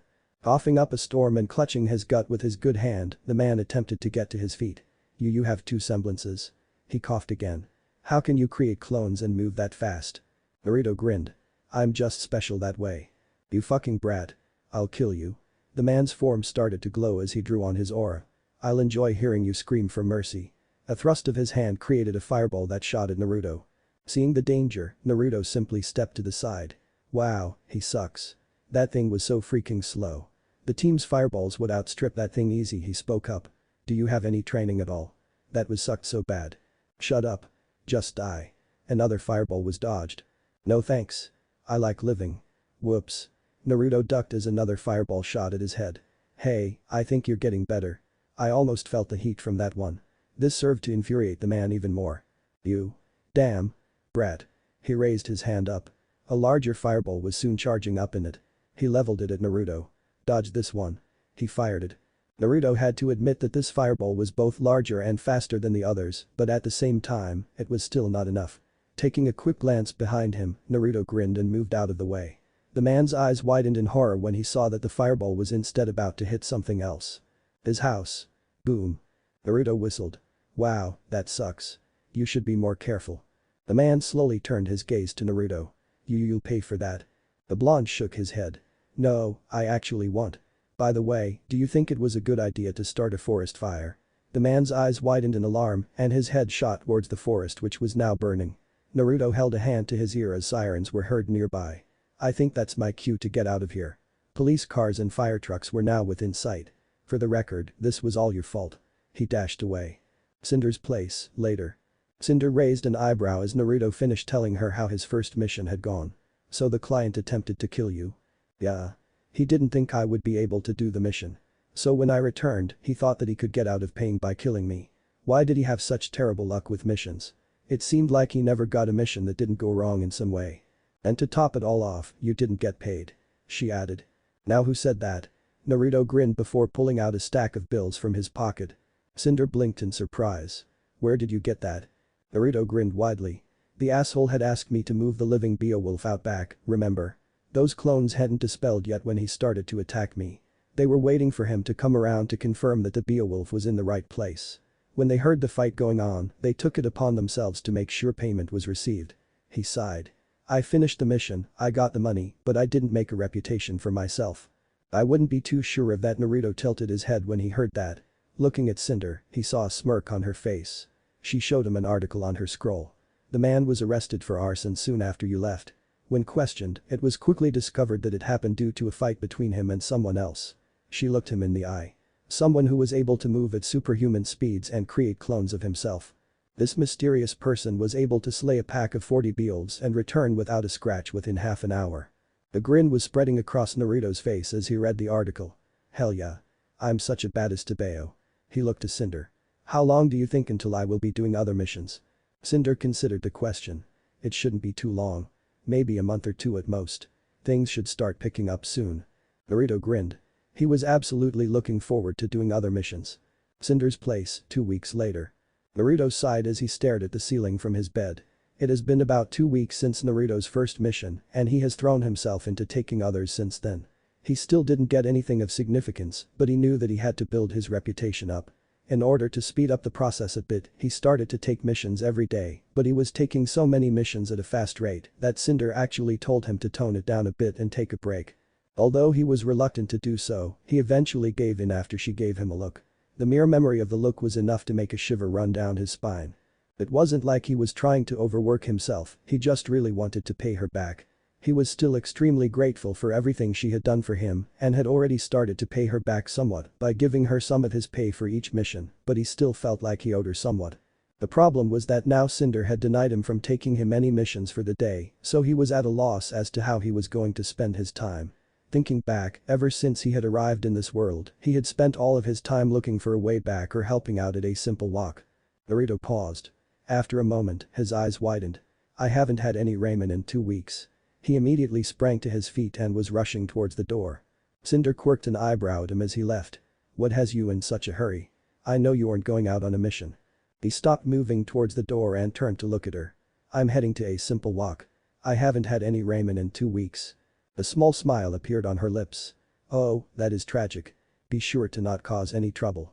She said good-naturedly. He huffed with an indignant expression, but the smile on his face gave him away. Cinder. How could you think such a thing? I would never cause trouble. What about that bully you saw in the park the other day? Naruto didn't even bother trying to hide the smirk on his face. He completely deserved it. He will most likely harbor a phobia to blondes for the rest of his life. He shrugged. Meh. I'm not going to lose any sleep over it. He turned away and continued towards the door. See you later. A simple walk. Well, look who it is. I thought you forgot all about me, kid. Jack grinned at Naruto as he entered the stand. Naruto grinned back before responding. This is the second best ramen I know. I wouldn't forget about it so easily. Jack's grin immediately fell and turned into a fierce glare. You're lying. I don't care what you say. There is no way that there is a place out there that serves better ramen than the stuff I make. You're just lying about it. He turned away. And nothing you say will make me believe otherwise. The blonde was extremely amused by this claim. Every time Naruto brought up Ichiraku and how it was better than a simple walk, Jack would react in the same way. Denial, anger, and then turning around to make some ramen to prove that his was better, all while muttering to himself the entire time. Sure. Believe what you want. You stupid brat. I'll make you eat those words and then there was the muttering. After a moment, Jack shook his head and turned back to Naruto. I saw it the last time you were here, but you sure look a hell of a lot better than when I first met you. Good to see you aren't constantly wearing those rags from before. Naruto blinked before looking down at his outfit. He was wearing a high-collared dark orange vest that was black on the sides. It had a green pattern that began in a circular design on his chest before lines shot off towards the bottom of the vest. It also had 2 straps that crossed over his chest. The Uzumaki swirl was on his back in the same green color. On his left arm was a black arm warmer and a dark orange brace. His pants were black and had dark orange straps around his upper thighs.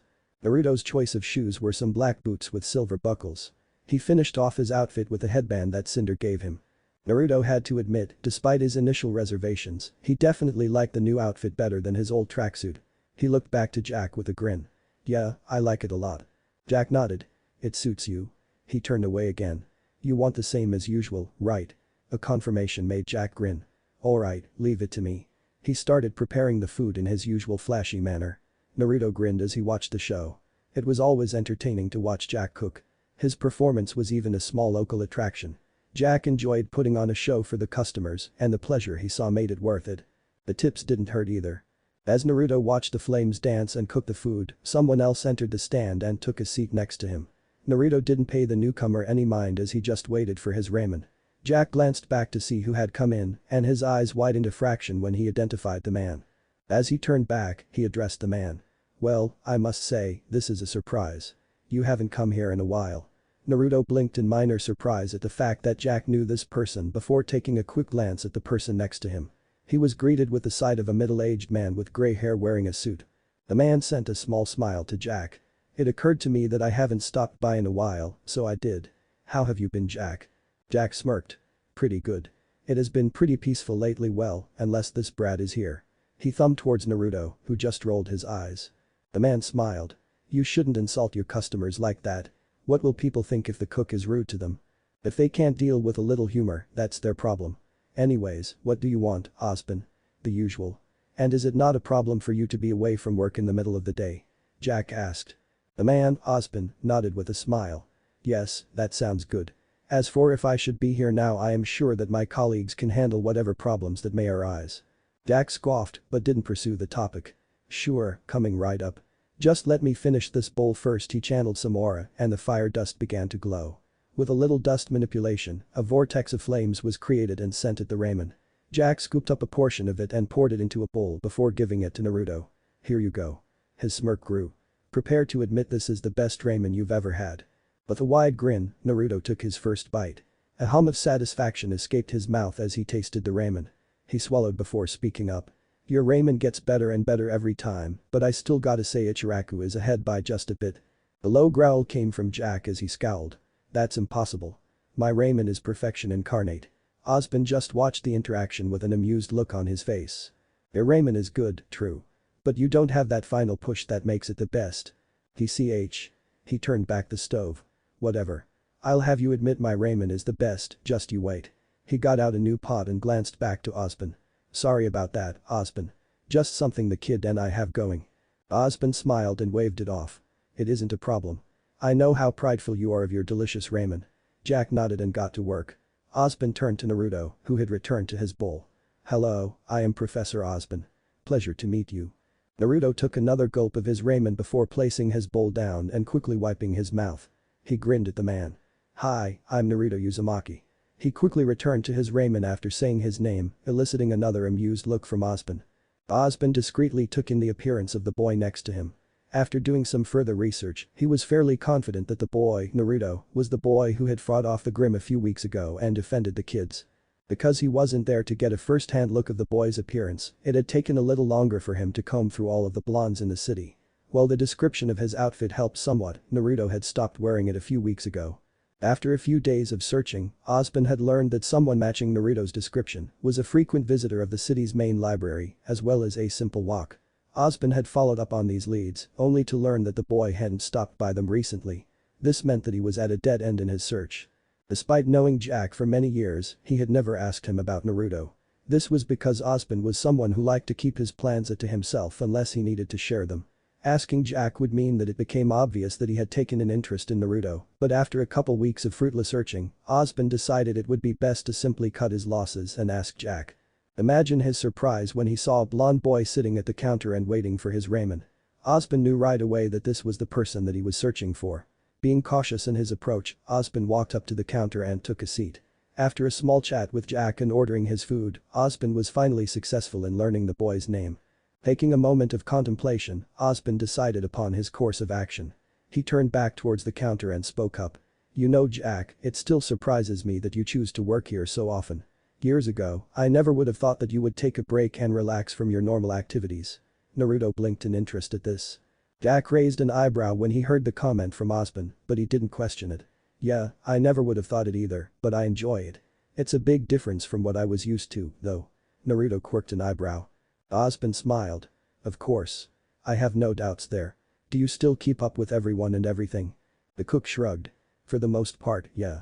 It isn't like I've fallen off the grid or anything. I still talk to them once in a while, not to mention I am sure to be at least mostly in the loop. He frowned. I don't always like what I hear, though. Ozpin sighed. Yes, I am afraid I must agree.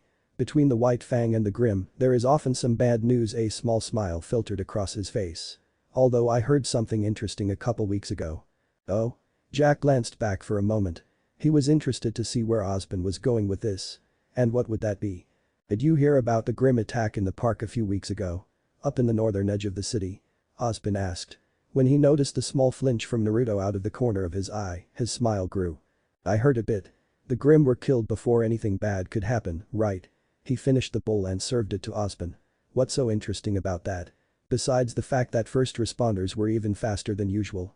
After a glance at Naruto's empty bowl, he took it and refilled it. Ozpin nodded in both thanks and confirmation. Yes, but the interesting part is that it apparently wasn't the police that killed the Grimm, even though they were incredibly fast. Naruto was now busying himself with his ramen. Jack raised an eyebrow and crossed his arms. Is that right? Then who was it? Some huntsman that happened to be there or something? He got a shake of the head in return. That's what I thought too when I first heard about it, but I learned it wasn't. Apparently, it was a boy. A boy. Jack frowned a bit. And? It was some trainee, right? That would be the obvious conclusion, and it may very well be true, but it still impresses me at how quickly he handled the situation. Not only that, but the boy's choice of weapon was strange. And that would be? Ozpin's smile threatened to grow as he could practically feel the tension from the boy next to him. The boy was armed with nothing but a normal kunai and his semblance. With just these, he was able to dispose of 5 Grimm within 2 minutes. Jack blinked in surprise. That fast. And with such a simple weapon. What's his semblance? It is reported that he is able to move his body at great speeds. So it would seem that he used it to finish the job quickly. Ozpin responded. That would make sense. And? What's the big deal? It can be considered impressive, sure, but I don't think that it is something that people in their ending years at Signal or something would be unable to do. Ozpin's smile grew and he steepled his hands and responded. You are right, that could happen, but that would be impossible in this case. The officer on the scene stated that the boy was no older than 13. Jack whistled. I see what you mean. That is kind of impressive. Indeed. They would have asked the boy where he had learned to do that, but he had fled the scene before anyone could question him. A forlorn sigh escaped his lips. They had only managed to get a basic description of the boy. As I said, he was around 13 years of age, had spiky blonde hair, and was wearing a tattered orange tracksuit. Naruto had to prevent himself from reacting at this point. Instead, he quickly got up and put some money on the counter. Something just came up. Thanks for the ramen, Jack. He turned to leave. Hold up, brat. Naruto froze. Jack sighed and sent a deadpan look at Ozpin. Ozpin, stop messing with the kid. I know you know that it was him. Why do this? Naruto's eyes widened. I assure you I have no idea what you are talking about, Jack. The amused smile on his face said otherwise. Ozpin turned to Naruto. Was that you? He asked. Naruto looked unsure how to respond and glanced at Jack. Kid, trust me, just be honest. This guy already knows it was you, he is just waiting for you to sit down and admit it. With a grimace and great reluctance, Naruto sat back down. Let's say it was me, then what? Ozpin adopted a thoughtful before he opened his mouth to respond, but was cut off. Relax, Ozpin won't be reporting you or anything like that. I don't know for sure what he wants, but he is probably just curious. The white-haired man smiled. I admit that I am indeed very curious about you. Naruto looked at him suspiciously. Right. And what exactly are you curious about? He asked. Ozpin hummed in thought before he masked the emotions on his face with an aloof look. I was curious as to why a 13-year-old boy would throw himself into harm's way like that. Naruto blinked. Why wouldn't I? There were kids in the park that were going to get killed if I didn't do something. Jack smirked at this answer while Ozpin responded. You would risk yourself to help random kids in the park? Naruto blinked. Yeah. I couldn't just stand there and watch, not to mention the fact that they seemed to be attracted there in the first place because of me. Ozpin nodded and took another moment to think. That is impressive, not everyone would do such a thing. May I ask where you learned how to fight? He had checked all the Signal Academy records and came up with no one matching his description. The same result came from his check of the other starting schools. Well, I was taught by a couple of people. I lived outside of the 4 kingdoms before coming to Vale, and I was taught there. I'm sure that I'm not the only person my age who can do that. I suppose, is there any reason that you used a kunai as your weapon? Naruto shrugged. I just never really needed to use anything else. I'm good with kunai and it works for my up-close and personal style, so I just never got anything else. Of course. Well, it was impressive, regardless. Naruto grinned sheepishly at the praise and rubbed the back of his head. I wonder, have you ever considered becoming a huntsman? He had some training, but never confirmed that he desired to become a huntsman. Jack snapped his head to him. Ozpin, you aren't going to? He trailed off at the small smile Ozpin gave him. Well, that would depend on what his response is. Naruto frowned in thought and crossed his arms. Become a huntsman. I have thought of it, yeah, but never really pursued it. He wasn't about to say that he was acting as an independent huntsman on the side. Ozpin nodded. And what would you do if presented with the chance to become one? Jack chose to speak up again. Ozpin, don't you think he is a little young? I don't doubt he could do it, but that's a big jump. Ozpin didn't respond to Jack's question. Presented with the chance. As in. The smile on Ozpin's face grew a bit. Do you know who I am? There was no hesitation. Not a damn clue. This answer made Jack sigh and give Ozpin a faintly amused look. Brat, Jack began. Ozpin is the headmaster over at Beacon. Naruto's eyes widened at this. Oh, good. You get what this means. Ozpin nodded. So? What would you say if you were given the chance to attend Beacon Academy? Well, you didn't attend a starting school, that isn't a specific requirement. And I'm aware that you are younger than what is typical for our incoming students, but it also is not a requirement to be a certain age. Naruto just stared at him with wide eyes for a minute as his mind processed what just happened. Wait, you are offering me a chance to go to Beacon? Now? He got a nod in response. Naruto shot him a skeptical look. Do you always do whatever you want? Ozpin chose to ignore that question. Ha. He already has you figured out, Oz. Jack on the other hand, had no problem responding to that. Ozpin ignored the snickering cook and focused on Naruto. I am indeed offering you a chance to attend Beacon when the next school year starts. I believe that someone with your skills and mindset would make an admirable huntsman. It is apparent that you do not need the training that Signal Academy would provide you with, so why not skip it? He quirked an eyebrow. And your response? Naruto considered it. He definitely didn't like the idea of going to school, but he knew that getting official training would be good to have as a huntsman. Another problem would mean that he would have to stop being with Cinder to go into an unfamiliar environment. He could do it, but Naruto always felt more comfortable around Cinder. Is it alright if I get back to you on this? This question seemed to surprise the two men somewhat, but they quickly recovered. Ozpin nodded. That is fine. Simply send a message to me at Beacon when you decide. Naruto nodded, making a small smile reappear on his face. Very well. It was nice seeing you again, Jack, as well as meeting you, Naruto. He stood up and put his lean on the counter. I'll be taking my leave now. Be sure to give my offer some thought. Sure, whatever. Jack waved him off. Naruto grinned at him. Back at you, and I will. With another nod, Ozpin left. Naruto just stared after him for a moment before turning back to his ramen in thought. Jack watched him out of the corner of his eye as he did so. Hey Jack. Jack turned his head a bit to face him. Yeah, Brad. What do you think I should do? Jack frowned at the question. Do whatever the hell you want. Why are you asking me? Naruto frowned a bit. I just wanted to hear your opinion on it, asshole. TCH. I don't care what you do. Jack turned away. But this isn't something you should just jump at. Give it some thought. You are young, and while I don't think you can't keep up, you don't have to be in a hurry to do this. The blonde nodded thoughtfully. Righty stood up. I'm going to head out now. Thanks for the ramen. Jack waved without turning back around. Yeah, sure, see ya. His attitude made Naruto grin. Ichiraku is still better. Brat. Get lost before I kick your ass. Park on the edge of the city. Naruto was back in the tree he was in a few weeks ago when the attack happened.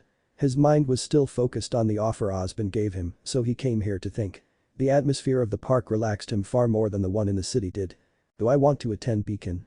The idea of school absolutely sucks, but I know it would still be good to do while he could continue what he was doing and keep on acting as an independent huntsman on the side. This was a far more recognized route.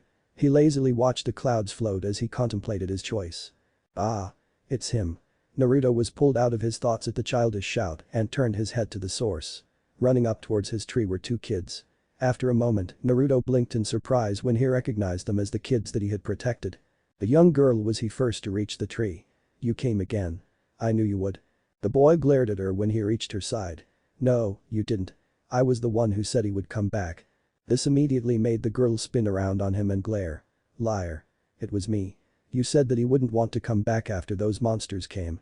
When he saw the boy open his mouth to argue back, Naruto decided it would be best if he stopped them before a large argument broke out. Jumping down next to them, he spoke up. Hey, don't start fighting. Seeing that they had closed their mouths and resorted to glaring at one another, Naruto grinned. Alright, what was it you two wanted? The two children blinked before turning to him with wide grins. The little girl bounced up and down. We wanted to talk to you. She said. The boy grinned even wider. Yeah. We never got to after last time, so we wanted to do it now. The girl picked up after him. And we wanted to say thank you. The boy bobbed his head up and down, making his rabbit ears flop a bit. Naruto was surprised for a moment but quickly blushed a bit. It was no problem. No way. The boy denied. You were so cool back then. You were like a huntsman. Yeah, you were awesome. Naruto rubbed the back of his head. Thanks. The two of them smiled at him. The girl stepped forward. I'm Amy. She was wearing a blue blouse with green shorts. Her brown hair was cut to shoulder's length and her green eyes were practically glowing with excitement. The boy was next to introduce himself. And my name's Ak. He was wearing a green t-shirt and brown shorts. Like Amy, he had brown hair and green eyes. Naruto smiled. I'm Naruto. Nice to meet you. Amy bounced up and down again. We were worried that you wouldn't come back and we wouldn't be able to thank you Naru. His new nickname made Naruto falter a bit. And Naru? He asked, only to be ignored. It would have sucked if we didn't get to see you again. Zack continued. So we kept on asking our mom to take us here again, but she really didn't want to at first. She only gave in we. Amy? Zack. A feminine voice shouted. The three of them turned to see a woman running up to them with a relieved look on her face. Looking at the rabbit ears on the top of her head and her green eyes, Naruto knew right away that she was related to them. She ran up to the two children and pulled them into tight hugs. "I told you two not to leave my sight. That was what we agreed on, wasn't it?" she said when she pulled back. Amy and Zack squirmed a bit under her gaze. "Sorry, Mom," Amy said. "We didn't mean to worry you," Zack added. Their mother sighed. "I'm sorry, it's just I don't know what I would do if something did happen to you two. Please don't scare me like that again." "Okay," they said together. Naruto had stepped away to give them some form of privacy. He couldn't help but smile at the scene, but a small part of him was jealous he didn't have the chance to do something like that. "Oh. Mom, you have to meet him." Zack tugged on his mother's hand and led her over to Naruto, who was feeling a little nervous. "This is the boy we told you about. The one who saved us." The woman's eyes widened in surprise. The next thing Naruto knew, he was wrapped in a tight hug by the woman. "Oh, I can't thank you enough, you saved them." She pulled back and looked at him with a teary smile. Naruto could feel his face heating up again. "I was just doing what anyone would have," he mumbled. She smiled at him. "Well, regardless, I can never repay you for this." Naruto shook his head. "It's fine, really." She looked like she was going to argue again, but the two kids jumped back in. "Naru." Amy grabbed one of his hands. "Play with us." Zack was quick to grab the other hand. "Yeah. Come on, it will be fun." But seeing their large eyes looking at him pleadingly, he turned to the mother in a silent plea for help. "That sounds like a great idea. Be sure to be careful. And don't get too close to the forest." His silent request for help was greeted with an extremely amused look and a refusal of help. "Yes. Okay." They began dragging him away together over to the part of the park they had been playing in last time. With a sigh, Naruto glanced at the two kids. He would rather be thinking over his options for Beacon and whether or not he should accept Ozpin's invitation. "Naru. You have to choose a huntsman type." A small smile spread across his face. "Maybe this wouldn't be too bad." City streets, later. Naruto spent the next few hours in the park playing with Amy and Zack as their mother watched them from a bench. The three of them had played whatever games that the two kids wanted, only to be forced to end it when their mother said it was time to go home. While he had been initially slightly reluctant to join them in their games, Naruto could honestly say that he had a lot of fun playing with the two little kids. Their open and cheerful personalities instantly made Naruto warm up to them, although he still felt embarrassed when they displayed some hero worship towards him. As the two kids were leaving, they made sure to pull out a promise from Naruto that he would play with them again sometime. With a wide grin on his face, Naruto had left the park and started walking back to Cinder's apartment. The only real downside of spending the last few hours playing with Amy and Zack was that he still needed to figure out what he was going to do. That realization made him sigh and slump a bit. "Oh wow. That's the new Atlas Deck rifle." The excited squeal from nearby drew Naruto's eyes to the source. He instantly saw a lot of black and red standing outside a weapons shop window. Taking another look, Naruto saw that it was actually a girl who had her face pressed against the glass. It was a girl who was probably a year or two older than him with silver eyes and black hair that had a red tint to it. She was dressed a black blouse, a black corset with red lacing, and a skirt with red trimmings, complete with a red cloak. Attached to her back at the waist was some red device, probably some form of weaponry.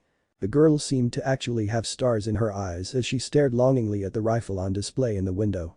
Before he could stop himself, a small amused laugh escaped him. The girl froze in place and slowly turned to face him. When she saw that he was looking in her direction, an embarrassed blush appeared in her cheeks. An awkward look appeared on Naruto's face, but before he could apologize, she started speaking. "Ah. Nice going, Ruby. Way to make a fool of yourself in front of someone you don't even know." She slumped her shoulders. Naruto grimaced.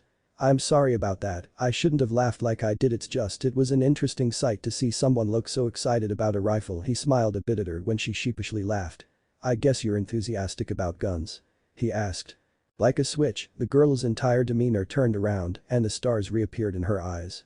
"Not just guns. Guns, swords, maces, shields, spears, knives, you name it. They're just so cool." Naruto's sweat dropped a bit when she sighed dreamily. "There are so many cool weapons out there. Right?" The girl blinked when she realized she fell back into weapon-crazed mode for a minute again. The blush came back full force. "Sorry. I tend to ramble for a bit when I lose myself. My sister tells me that it's funny and my dad says it's endearing, but I don't know. I mean, here I am talking to someone I just met and I go off and start to lose myself to my weapon enthusiasm, and you must think I'm weird because of it and are probably thinking I'm crazy because I just won't stop talking, even while I talk about how I won't stop talking." And then she blushed again when she realized what she was doing. I'm Ruby. Ruby Rose. She said. Naruto blinked before grinning at her. Nice to meet you, Ruby. Name's Naruto Uzumaki. He crossed his arms with a smirk. So, do you always press your face against shop windows? He took great amusement in her reaction. No. Not all the time. So only when a new shiny gun is there? I mean no. She pouted when she saw him snickering. Don't make fun of me. Right. My bad. He tilted his head with a grin. I'm guessing that you are training to be a huntress or something. When he saw her surprised look, he elaborated. Well, disregarding your weapon craze, cute blush. You also seem to have a weapon with you. He gestured to the red device. But, how did you figure it out just from that? Naruto's smirk grew. Your signal bag helped. He nodded at the bag at her feet with the Signal Academy logo on it. Ruby blushed again and rubbed her neck. Right, I guess that would help. She perked up. What about you? Are you training to become a huntsman? She looked him over. I don't see a weapon and I don't recognize you from school. The conflicted look flashed across his face, but he covered it with a grin and a shrug before she noticed. I don't go to a school. I have some training, but not anything formal. I was thinking about entering Beacon later on, though. No need to tell her he meant for the coming up school year or that the headmaster had personally offered him entrance. Just let her assume that he meant in a few years he would try the super hard open test that anyone could take. But I don't have any kind of weapon besides these. He pulled out a kunai. Never really needed anything more. Naruto jolted in surprise when Ruby suddenly appeared in front of him to observe the kunai. Looking behind her, he saw rose petals in the air. She grinned widely at the sight of the weapon, but blinked when a thought came to her. Kunai are cool and all, but is this enough?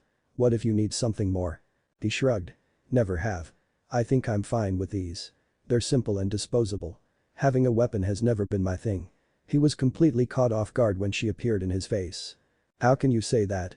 Weapons are an important part of who we are.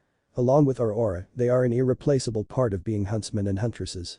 Naruto raised his hands in a placating manner. Sorry. She huffed and back off a bit. So you think I should get something?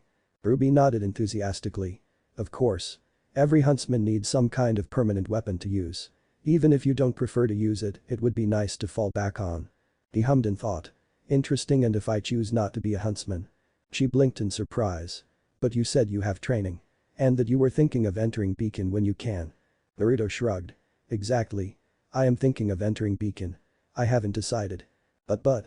Not everyone wants to go to Beacon or become a huntsman, Ruby. She sighed and nodded sadly. But back to the weapons thing, maybe I should think about getting one, but what to get?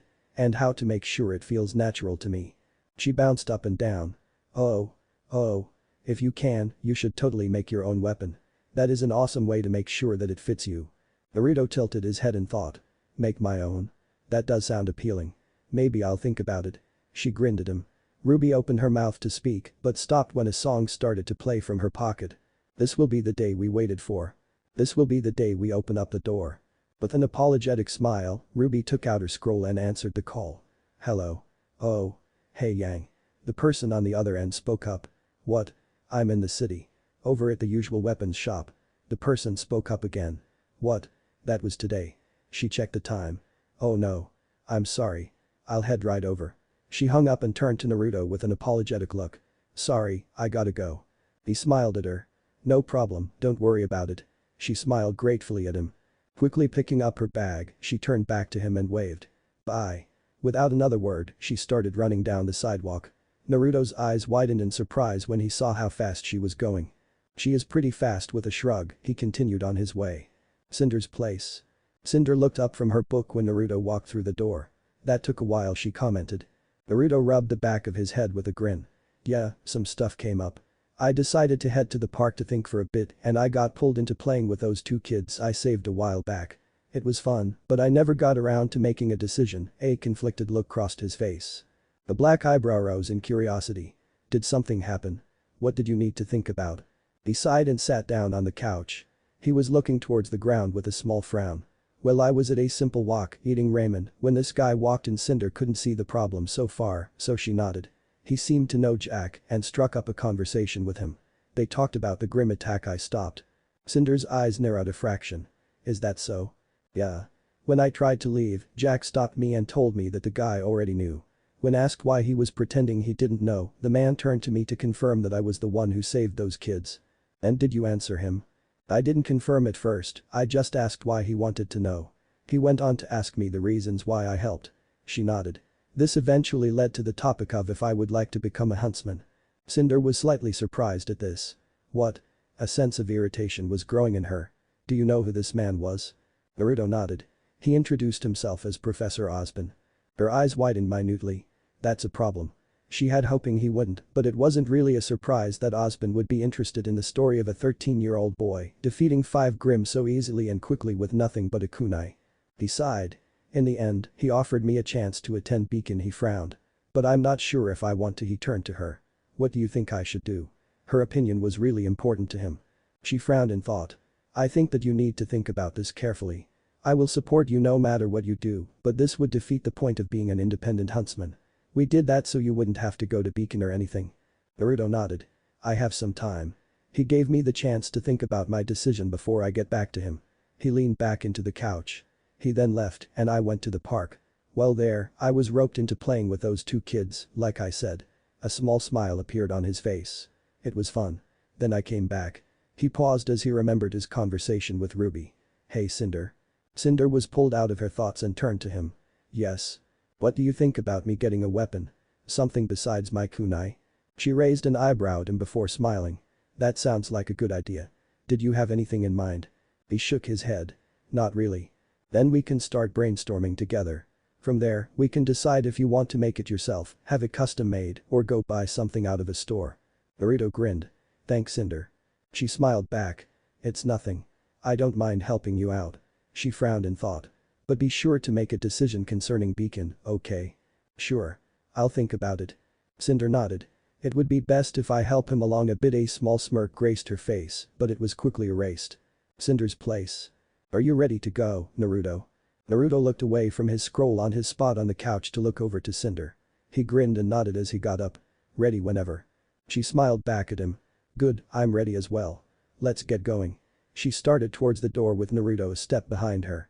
So, have you made a decision concerning Beacon? Naruto blinked at the question before a sigh escaped his lips. It was 2 days after Naruto had received the offer from Ozpin to attend Beacon during the upcoming school year. Despite thinking about it repeatedly, Naruto had been unable to come to a decision on what he should do. While he didn't like the idea of attending school or being stuck in one place until he graduated, he couldn't deny that he was a little interested in what the experience would be like. He was hesitant to compare it to the academy back in Konoha because that was full of kids below the age of 13 and Beacon consisted mostly people above 17. Just that much would completely change the atmosphere. The past 2 days had been filled with indecision and uncertainty plaguing Naruto's mind. Whenever he came to a decision, whether it be to attend Beacon or decline the invitation, he would hesitate and second-guess himself. Cinder had told him that this was something he should think about carefully, so he was making sure he didn't jump into anything too soon. Going back on his word was still something he hated doing, so he would stick with whatever he chose in the end, unless something huge came and changed the entire situation. No, I still have no idea what I'm gonna do. Because Naruto was tearing himself apart as he tried to make a decision, Cinder chose to take his mind off of things by presenting him with various weapons catalogs. The day before, the 2 of them had spent several hours browsing through the catalogs and critiquing each weapon they saw. Every time Naruto saw a weapon that caught his interest, they would bookmark it and write it down on an ever-growing list. They had gone through numerous weapons, but they had yet to find anything that really called out to the blonde. After not finding anything too great, Cinder decided that it may help Naruto choose if he was able to view the weapons in person and maybe even hold some of them. And that's what they were on their way to do. Naruto and Cinder were heading into the city to stop by a weapons shop that, according to Cinder, had a wide variety of weapons and allowed the customers to test a few of them in a room they had in the back. The moment he heard the proposal, a wide grin split across Naruto's face. He had been extremely reluctant to dedicate himself to a weapon without ever holding the thing beforehand. Cinder nodded with a small smile. It is nice to know that you are not taking this decision lightly. Joining Beacon at your age is a serious decision. She paused. But remember, I'll stand by your choice, no matter what it is. He stared at her with slightly widened eyes for a moment before a grin nearly split his face. Nodding, he spoke up. Thanks. Sorry I'm being so indecisive about the whole thing. He got a shrug in return. I understand. I would do the same if I was in your position. You still have some time before you should reply, so let's focus back on the here and now. Naruto nodded in agreement. He really was lucky to have Cinder around. Weapons shop. Hello. Welcome to GRM Works. Cinder nodded to the man behind the counter as Naruto looked around at all of the weapons in the room. While there were no actual weapons out, the shelves still had models and images lining them. There seemed to be a weapon for just about everyone here. Just from where he was standing, Naruto could spot swords, spears, pistols, rifles and even a flail. "How can I help you?" Naruto looked back to the man and walked up to him with Cinder. "We're looking for a weapon for him." Cinder gestured to Naruto. The man smiled and nodded. "Ah, yes. We get quite a few prospective Signal Academy students here." Neither of them bothered to correct him. "Did you have something specific in mind?" he asked curiously. Naruto rubbed the back of his head with a sheepish smile. "Not really. I don't know that much about weapons, to be honest. I was just hoping to look around and find something that called out to me." He got another smile in return. "I understand. There are many people who are unsure of what type of weapon they wish to have." He moved out from behind the counter. "I suggest we start with having you test out a few different types of weapons in the back. Nothing too serious, simply taking a few shots with a gun, a swing of the sword, maybe a strike of a staff, just to see what you feel the most comfortable with. Sound good to you?" he asked and got a grin in return. "Sounds great. Later. Are you sure that none of these is something you want?" the man asked in exasperation. The three of them had spent the last hour and a half going through all the different weapon types they had in stock there. Despite trying out at least 24 different weapon classes, Naruto was still unable to find anything he could picture himself using. The presented guns felt awkward to hold and aim, the staves were too hard to use effectively, the bow and arrows were kind of a pain, and he didn't even bother touching the scythes when offered. Naruto sighed. He only ever felt comfortable using his kunai and shuriken. That's what he had been using for years, and having a completely different weapon in his hand felt plain weird. "I'm positive, thanks." Cinder simply watched the sequence of events from the side with a hint of amusement dancing in her eyes. "But we must have something that catches your interest. We really do have nearly every weapon class out there. And if you don't see it here, we are fully capable of doing custom orders if you give us the specifications." The man took a deep breath before plastering a smile onto his face. "Let's take this from the top. I'll ask you some questions of what your preferences are and try to narrow down something that is right for you." Naruto nodded. "Alright." He would have felt bad for being so picky, but he really didn't like anything he saw so far. "I'll start by asking the obvious. What type of combat do you prefer? Long range, mid-range, or short range?" "Short range with the option of mid-range if needed. No question about it." "Understood. Do you prefer blades or something like short-range guns?" "I don't feel that comfortable with guns. Blades are what I've always used." The man perked up. "You have experience with blades. Depending on the type of blade, the entire search process could become much easier." Naruto nodded and pulled out a kunai. "Not like swords or anything, just kunai and shuriken." He got a smile in return as the man took the kunai and examined it. No. That's fine. How do you prefer to use these? Do you throw them or use them as daggers?" "Either is fine." Naruto shrugged. "Lately, I've been using them as daggers." "Interesting, and you said you use shuriken as well?" A nod. "What type? The small ones that fit into your hand or the large ones?" The small ones, but I have used the larger ones in the past." "Last question. How much aura would you say you have?" That question made Naruto pause and Cinder perk up a bit. That had been something she had been curious about as well, but had yet to bring it up. I'm actually not sure." He knew that he had a ton of chakra, but he didn't think that translated to aura. He had of course noticed the similarities between aura and chakra, but didn't get a chance to see if he could use dust or anything else that required aura yet. The man nodded. "That isn't a problem. We can test to see how big your reserves are here and now, if that's alright with you." "That's fine." "Great. Please step over to this machine." He gestured to a machine on the side of the room. It looked little more than a pedestal infused with the wall, but stepping closer, Naruto noticed that there were two hand-shaped impressions on it. On the wall above it was a monitor. All you need to do is place your hands on the designated spots and channel some aura into it. Once you start, you will have 3 seconds to put in as much as you can. The amount of aura you have is determined by how much you can provide. People with more aura have an easier time with this than those with smaller reserves. The amount of aura you have will then be displayed on the screen. Any questions? "No, I got it." "Then you can begin whenever you wish." He stepped back to give Naruto some room. Naruto stepped up to the pedestal and placed his hands in the correct places before taking a breath. "Here goes nothing." He began to pump chakra into the machine and waited. When nothing happened, he frowned. "I guess chakra and aura really are too beep." Naruto was startled when error messages began to flash across the screen. He immediately backed off as the man hurried forward. "Oh, was that supposed to happen? I'm so sorry about that. I suppose that it was in need of some maintenance." He opened a panel on the side of the machine to access the controls. "Please give me a moment. I'll have the results up right away. After a few moments, a number appeared on the screen. Naruto tilted his head in curiosity. What exactly is considered a good score? He asked. Well, it depends.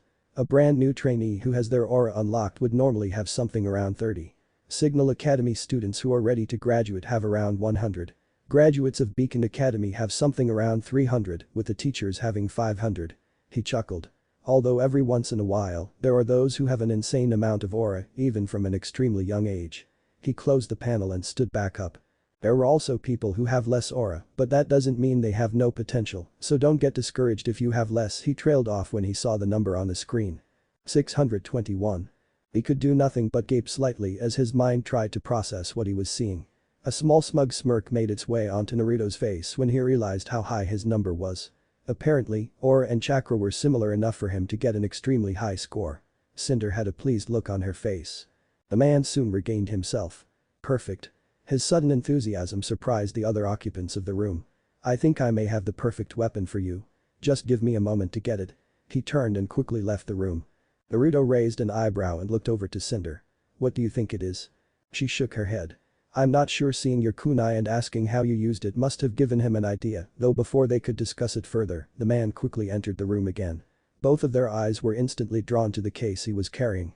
He held it out to Naruto. I'm confident that you will be happy with this one. He said confidently. Naruto took the case from him and opened it. He frowned at the contents. Where's the weapon? The smile on the man's face was growing by the second. You're looking at it. This is one of newest products we have. It may not look like much right now, but it will. He sighed and shook his head sadly. The only problem is that not many people are capable of using it effectively. The smile quickly returned. But I know that someone with your aura reserves will be able to. Go on, try it out. Just channel your aura and I know you will love it. With a dubious look on his face, Naruto did as he was told. What happened next shocked both him and Cinder. The shock soon disappeared and a wide grin spread onto Naruto's face. Looking back to the man, he spoke up. This is perfect. Will that complete your purchase? Naruto nodded. Yeah, that's it. The man smiled. Great. We will have it ready for you in a week. They couldn't take it now because they needed to alter it a bit to fit Naruto's specifications. The blonde grinned. Awesome. I'll pick it up then. Thanks for the help. And thank you for shopping with GRM Works. After they walked out, Cinder turned to Naruto. I'm glad that that is taken care of. Naruto nodded. Same here. I was honestly starting to think we wouldn't find anything. His grin widened. But we wound up finding the best weapon ever. Cinder hummed and thought. I'm sure that there are many people out there who would argue the same. Maybe, but I'm actually right. He took out his scroll and checked out the time. I'm going to head to the park now. I'm pretty sure that Amy and Zach are there right about now. I promised I would play with them again. He got a nod and a smile in return. Alright. I'm going to head back to the apartment. Have fun. Got it. See you later. He turned and walked off. Cinder watched him walk away for a minute before she took out her scroll. She quickly typed up a message and sent it off to the desired recipient. Once she was done, a small smirk filtered across her face. Park on the edge of the city. Naru. You came back. Oof. Naruto was tackled to the ground when a speeding Amy caught him in the gut. Groaning, he cracked an eye and looked at the giggling girl on his stomach. How the hell does she do that? It didn't make any sense for a little girl to be that strong or fast. Ignoring his aching body, he grinned at her. I said I would be back, didn't I? I never go back on my word. This proclamation made her giggle excitedly. It was at this point that Zack rushed up to them. Naruto. You're gonna play with us again, right? The grin on his face was growing by the second. Naruto stood up, which made Amy roll off of him, eliciting more giggles. You know it. Like I told your sister, I promised I would. He blinked before quickly glancing around the park. He spotted the person he was looking for on a bench off to the side. The mother of the children smiled and waved at him in greeting when she saw he was looking her way. Naruto grinned and waved back before looking at the two children. So, what do you guys want to play this time? Later. Caught you. Naruto was pushed out of the bush he was in and onto the ground when a sudden weight was applied to his back. Looking over his shoulder, he was greeted with green eyes that were shining with excitement. You can't hide from me, Naru. Naruto sighed in an overdramatic fashion and shook his head forlornly. It isn't fair, Amy. You always find me. He eyed her. How do I know you're not cheating? He asked playfully. If he really didn't want them to, neither of the two kids would be able to find them when he hid, but he knew this was just a game and he was playing with little kids, so he made it easier on them. Amy gasped. I don't cheat. I always play fair. Really?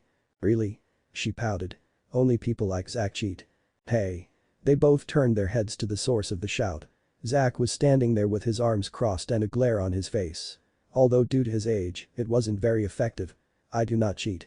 I play fair too. Amy stuck her tongue out at him. Oh yeah. Yeah. Then what about that time you didn't close your eyes all the way when you were supposed to? Zack spluttered as a blush crept on his face. That was shut up, stupid. Amy gasped. You aren't supposed to say that. Yeah, and I'm gonna tell mom on you. No, you won't. Yes, I will. Then I'll tell on you for eating sweets after dinner last night. What? Boo. Alright, you too. Enough of that. Naruto knew from experience that they could go on like that for a long time if he left them alone. Although they got along nicely most of the time, they still argued like any other siblings did. The two of them stopped arguing but continued to glare at each other for a few more minutes before turning away at the same time with identical huffs. The entire thing was extremely amusing to watch. Naruto opened his mouth to speak again but was interrupted. Zack, Amy, we have to go. The three of them turned to the source of the voice and saw the mother walk up to them. She smiled at Naruto. Thank you for playing with them, Naruto, but we have to get going. He smiled as Amy got off of him before standing up. Shaking his head, he spoke up. It really isn't a problem. They have fun and so do I. Naruto really was growing increasingly attached to the two children. Amy grabbed his hand, making him look down at her. That means you will come back again, right Naru? We come back every 2 days. And our birthday is in 2 days. We're having a party here with our friends. Zack nodded in agreement. You're gonna come, right? Their eyes were wide with hope. Naruto shrugged with a small smirk. Who knows? I might. Zack and Amy gave identical grins before they said their goodbyes and followed their mother out of the park. Naruto simply watched them go for a minute. Do you always play with kids in the park? Naruto turned his head to see the person who had asked the question. Stepping out from behind a tree was a girl a few years older than him. She had near shoulder-length mint green hair that was cut with a straight fringe and bangs. 2 locks in the back were longer than the others. Her eyes were dark red in color and she had dark skin. The girl's choice of outfit consisted of an exotic-looking white top and olive undershirt with an emerald emblem on the back. She also wore white pants and brown chaps that ended her calves and an overlong belt. Attached to the back of her belt was some kind of weapon. Naruto blinked at the question before a smile made its way onto his face. Not always, but I like playing with them. A thought came to him, making him frown slightly and cross his arms. Why? Do you think it's stupid for me to play with them? She blinked as if surprised at the question before quickly shaking her head. No, of course not. She smiled at him. It's just not every day that I see someone taking the time to play with little kids in the park. I was just curious, that's all. Oh. He rubbed the back of his head with an apologetic smile. Sorry about that. Don't worry about it. She grinned and offered a hand. I'm Emerald Sustrai. Naruto grinned and accepted the handshake. And I'm Naruto Uzumaki. Nice to meet you. They released their hands. Are you new around here? What? Emerald wasn't expecting that question at all. Sorry, it's just I've spent a lot of time in this park and the immediate area and I don't think I've ever seen you around before. His grin turned playful. No offense, but I don't think I would forget seeing someone with green hair. She laughed at the question. None taken. You can probably tell by my appearance, but I'm not from Vale. I only got here recently. She looked around. And I have to say, I like it here. It's different from what I'm used to. Tall buildings, diverse culture. Naruto couldn't help but smile and nod in agreement. I understand completely. I only recently came to Vale as well. It was a lot to take in at first. Emerald blinked and looked back at him. You're not from here? Then where are you from? She paused when she realized what she asked. Oh, sorry. I'm being nosy, aren't I? Just forget I asked. He frowned minutely and tilted his head in thought. Well, it was true he just met her, Naruto didn't see anything wrong with giving some small details about himself. I'm from outside of the 4 kingdoms. That's interesting. Emerald cupped her chin and took in his appearance, making Naruto shift nervously. What? Do you have some training as a huntsman? This question successfully caught Naruto slightly off guard. Sorry if I seem a little forward, but I just get the impression that you have training of some kind. I don't see any obvious weapon, but I guess you could have something small in that pouch you have.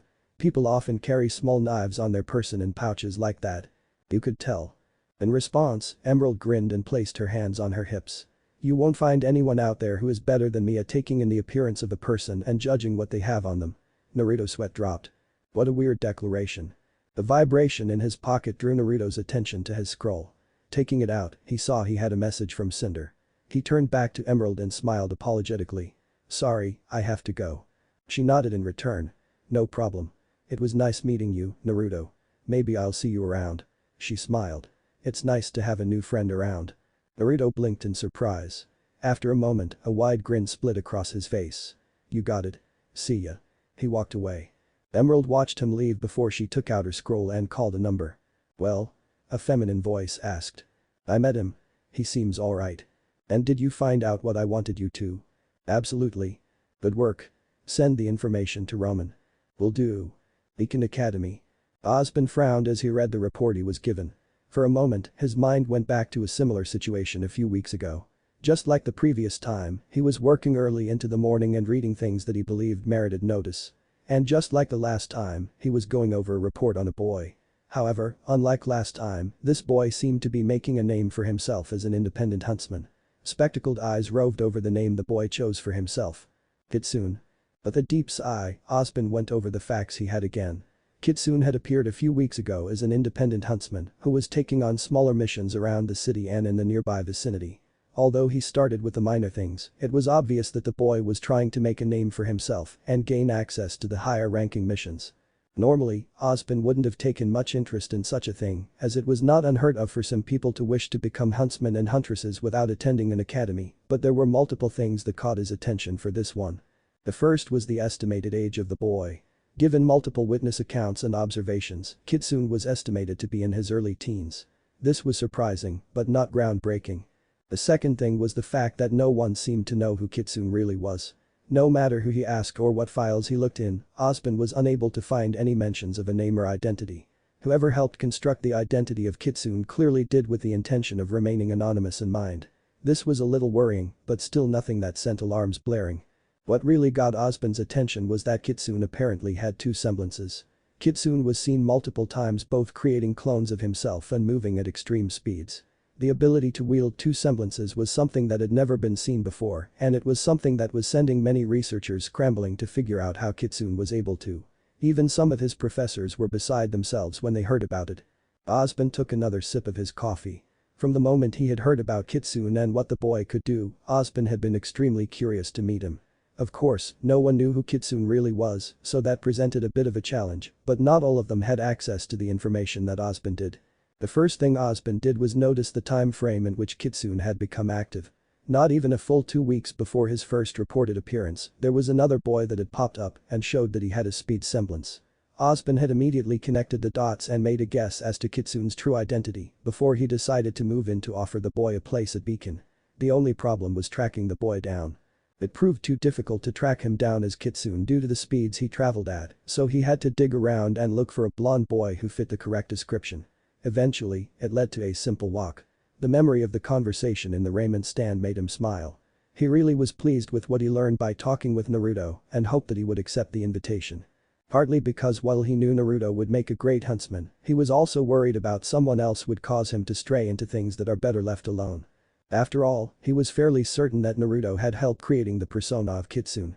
And whoever helped him was trying to stay out of the spotlight. For what reason had yet to be known. City of Vale, few days later. Ah, freaking asshole. Naruto muttered to himself from his spot on a rooftop in Vale. He was sitting on the edge of the building with his feet hanging over the edge. Why do they always look at me funny when they find out I'm the huntsman on the mission? He was currently dressed in his Kitsune outfit because he had just finished a mission. Although he completed the mission with little difficulty, the person he had to report to had some trouble believing that Naruto was the one who took the mission. The disbelief only grew when Naruto completed the mission much faster than expected. I cannot wait until people stop questioning me about my age. With another sigh, Naruto looked over the big city. It was a fairly cloudy day, but it wasn't unpleasant.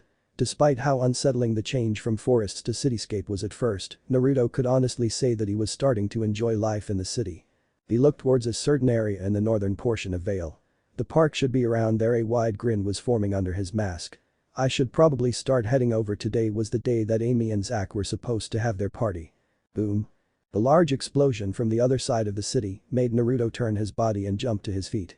His eyes widened in shock at the plume of smoke that was rapidly rising into the sky. What the hell? He tracked the plume back to the source. When he saw the area it was coming from, his blood ran cold. The park. No. Not wasting a moment, he pumped chakra into his legs and started dashing towards the park. Park on the edge of the city. A sight that greeted Naruto would forever be burned into his memory. There was a crater in the center of the park where a large bullhead seemed to have crashed and was now burning. Spread throughout the area were numerous Grimm of various types. The police were strewn about as they attempted to fight off all the Grimm.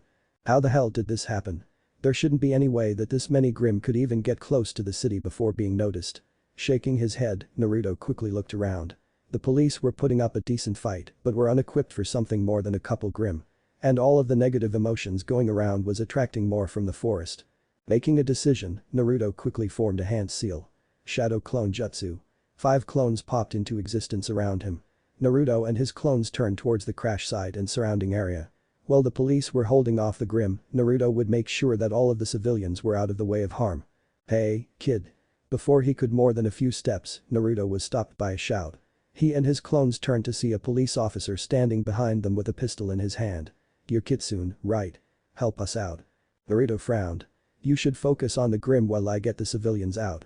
He had to make sure Amy and Zack were alright. The man shook his head. "Don't worry about it. We got all the people out already. Everyone is fine."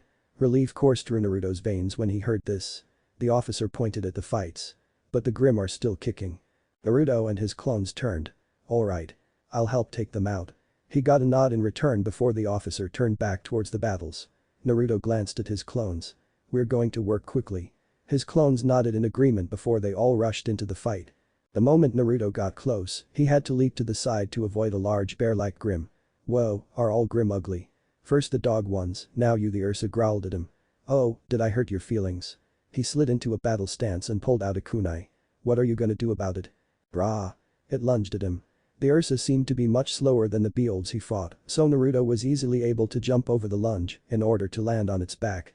As soon as he landed, Naruto stabbed the kunai into the base of its neck, killing it. Naruto jumped off the falling Grimm, only to see that he was now surrounded by 3 beelds. The beelds didn't give him any time to react before they pounced on him. Naruto ducked under the swipe of a claw from one of them, but had to roll to avoid another. As he came out of his roll, Naruto made a swipe at the side of the latest one to attack him. Qrow. It roared in pain, but didn't go down.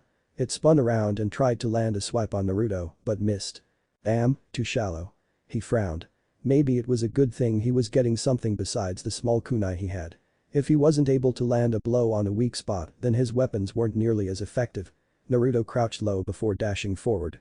He wove his way around the claws sent his way and struck out to cut all over the beelds' bodies. Soon, the number of injuries on them grew to be too great and they collapsed. Nodding to himself, Naruto quickly scanned the area to find another Grimm. As he did so, he took stock of the situation. Only one clone had popped and that was because he shielded a police officer. The sounds of sirens drew his attention to the street. More police cars were pulling up. Good. We should finish with this soon. He looked away. With this many people, it shouldn't be long before the rest of the Grimm were taken out. The feeling of something wet landing on his hand made him look up. It was starting to rain. Hiya. Naruto's body snapped around at the terrified scream. He couldn't see the source, but it sounded as if it came from the forest. "I thought they said they got everyone out." Naruto dashed into the forest. "Please. Someone." Naruto's mind froze for a second when he realized who the voice belonged to. "Amy." He channeled chakra to his legs and sped up. The rain was quickly picking up. Rah. No. Naruto pushed his body to the limit to reach the place where the roar came from. He eventually came to a small clearing in the forest with Grimm in the center. They were forming a ring around something in the center of the clearing, but Naruto couldn't see anything due to the Grimm. "Amy." "Naru." "Hold on." He quickly rushed in. The Grimm had noticed him the moment he entered the clearing, but not all of them broke off of the ring to attack him. "I don't have time for you." He moved out of the way of a boar-like Grimm as it attacked him, but was forced to stop when another appeared in his path. "Get out of the way." "Hiya." "Damn it." The Borbidisc in front of him charged. Naruto was able to avoid it, but he saw it was coming around for a second round. Like the other Grimm, Naruto jumped above it and landed on its back. He stabbed the kunai down, but all he got out of it was a light wound. Rah. The Borbidisc quickly bucked, throwing Naruto off of it. Whoa. Naruto spun around to land on his feet. Bam. Gah. He never noticed that the Borbidisc sent him straight towards another one. Naruto was sent several feet away and landed with a thud on the wet ground.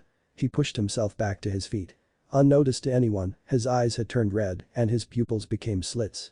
Enough of this, he formed a hand seal and more clones appeared. "If you won't move out of the way, then I'll just have to make you." With a roar, he and his clones charged back in.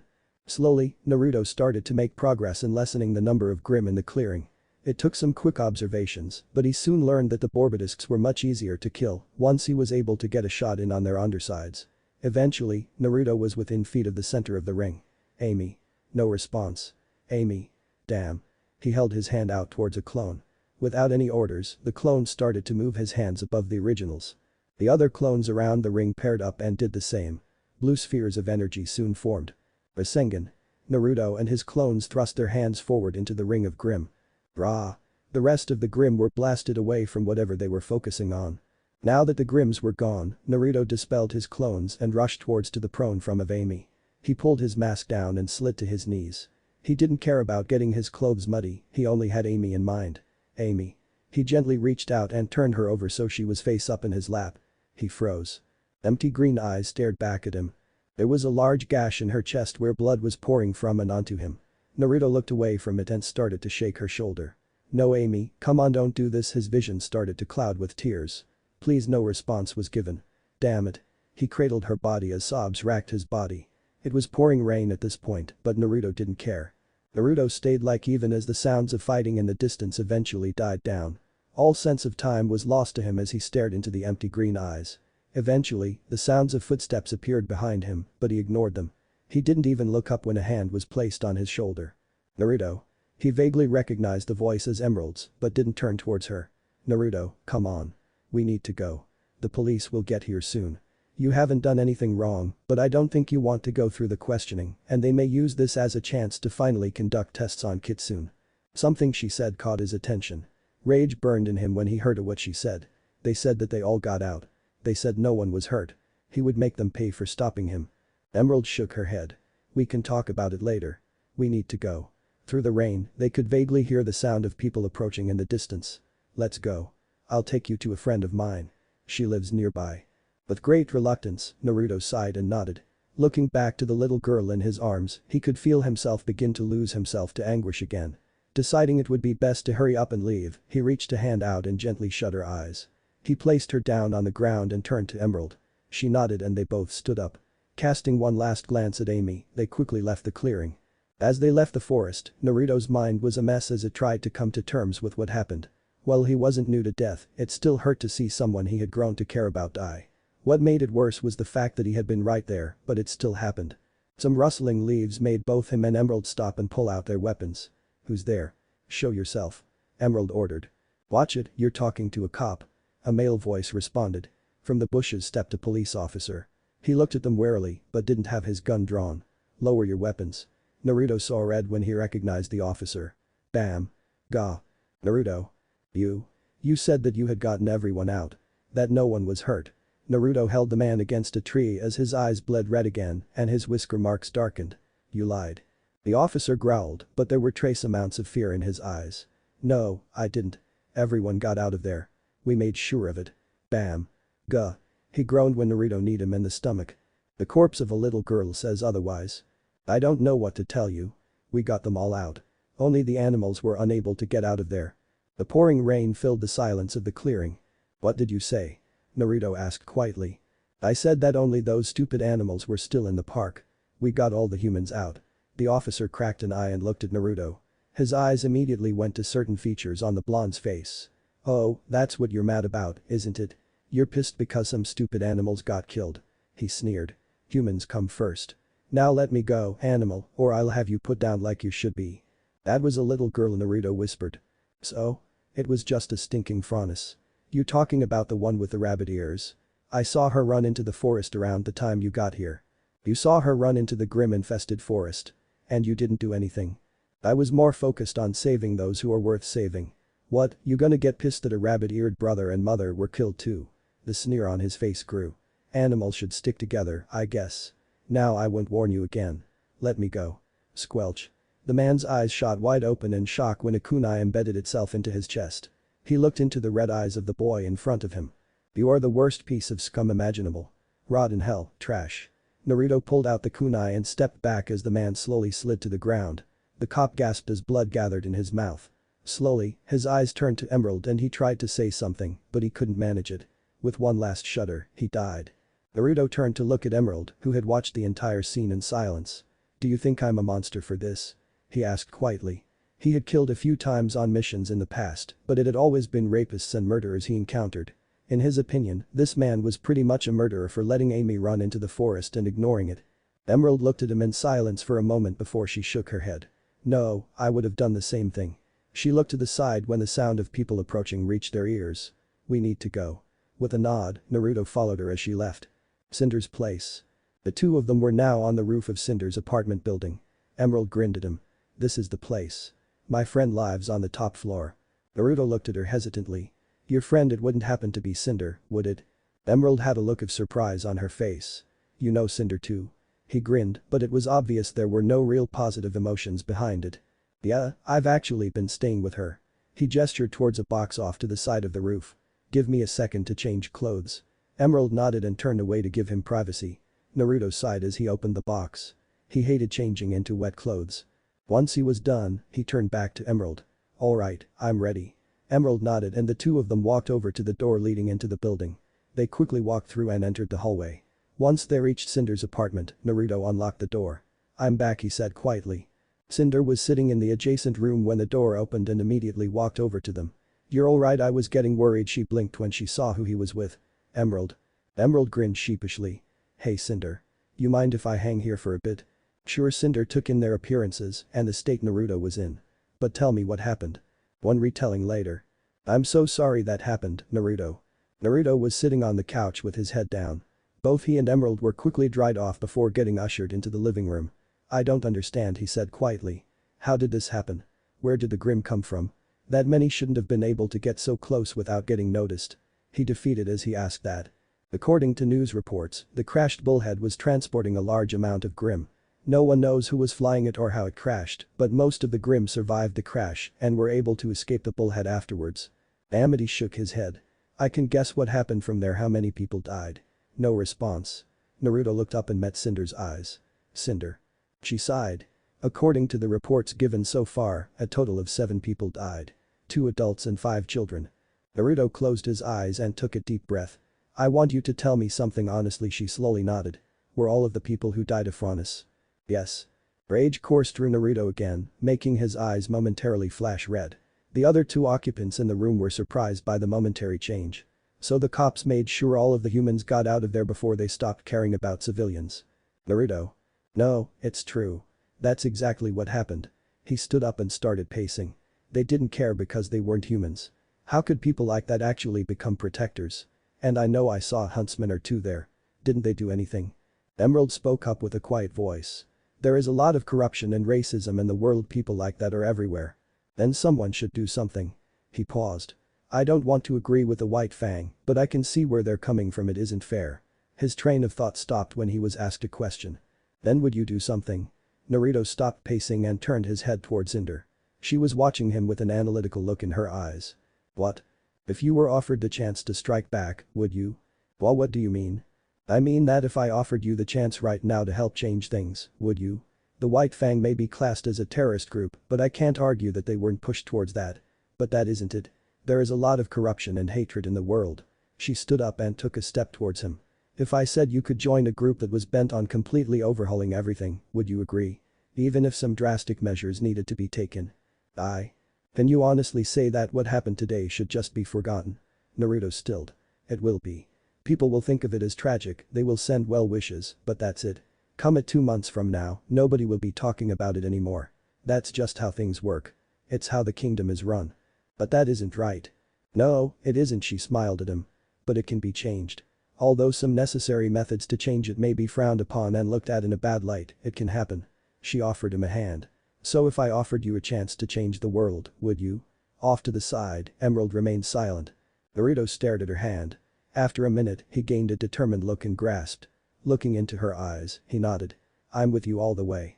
Cinder's smile grew even more. "All according to plan." Cinder's place 3 days later. "I'm ready to go whenever you are, Cinder." Cinder looked up from her scroll to see a slightly scowling Naruto dressed in his normal attire and standing in the doorway. She nodded and stood up to join him. "Alright, let's get going." The 2 of them walked out the door. 3 days had gone by since the Grimm attack at the park. Ever since then, Naruto had been in an angry mood. He was coming out of it as time went on, but it was still an obvious difference from how he had acted before. Despite his rage disappearing from the surface, she was sure that he would not forget what happened so easily. The events at the park were now something that drove him. It gave him another reason to fight. He now fought to change things. He fought to help realize her goals. So where exactly are we going? Cinder looked at Naruto and smiled. You will have to wait. She said. Naruto looked put out by the response, but still nodded his head. Yeah, sure, his attitude amused her somewhat. Patience, Naruto. All your questions will be answered soon. The two of them exited the building onto the late-night street. Cinder led him to a nearby car, making Naruto raise an eyebrow because it was the first time he had seen it. For now, just enjoy the car ride. She opened the back door of the car and motioned for him to get in. He did so and Cinder stepped in after him. You know where to go, take us there. Naruto turned his eyes to the person in the driver's seat and they widened slightly. Was that an android driving the car? Cinder finished for him, smile still on her lips. Yes, it is. Behind the wheel was a dark gray android with a red visor. Naruto looked back to her. Where did you get an android to drive you around? Cinder's smile grew minutely. I've told you before, I know some people. One or two of them have access to this kind of technology. All I had to do was ask and they were kind enough to grant me one. He opened his mouth again, no doubt to ask more questions, but she cut him off. You can ask your questions after we reach our destination. Although he was still slightly reluctant to wait, Naruto agreed. He turned his head to look out the window and sat there in silence while absently watching the scenery go by. As it frequently had over the past few days, his mind went back to the park and how he failed to protect Amy and the others. He couldn't to save her, even though he was right there.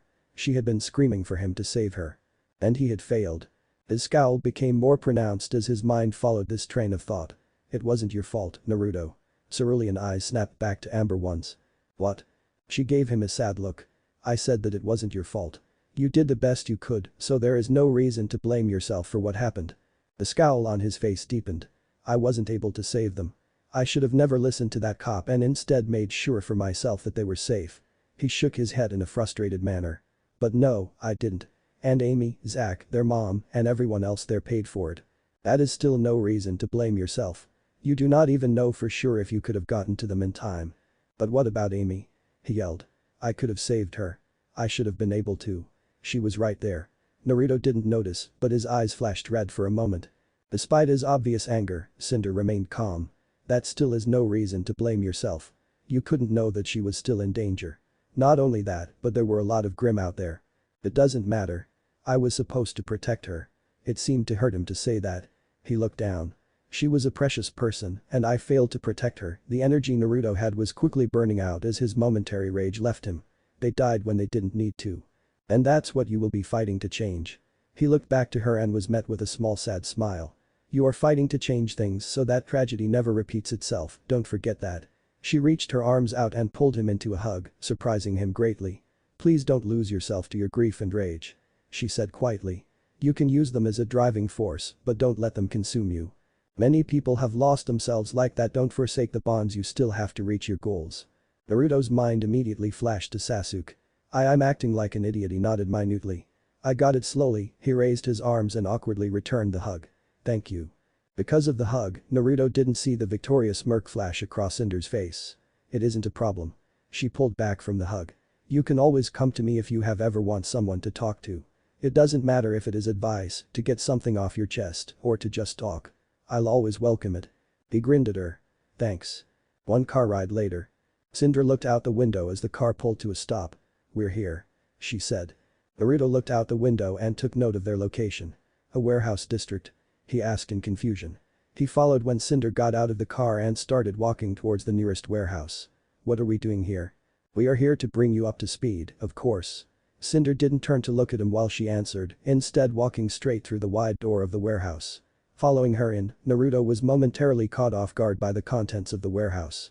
Spread throughout the wide room was a large number of crates, but that isn't what surprised him, that was expected of a warehouse. What surprised him was the fact that there were a bunch of similarly dressed people walking around and working.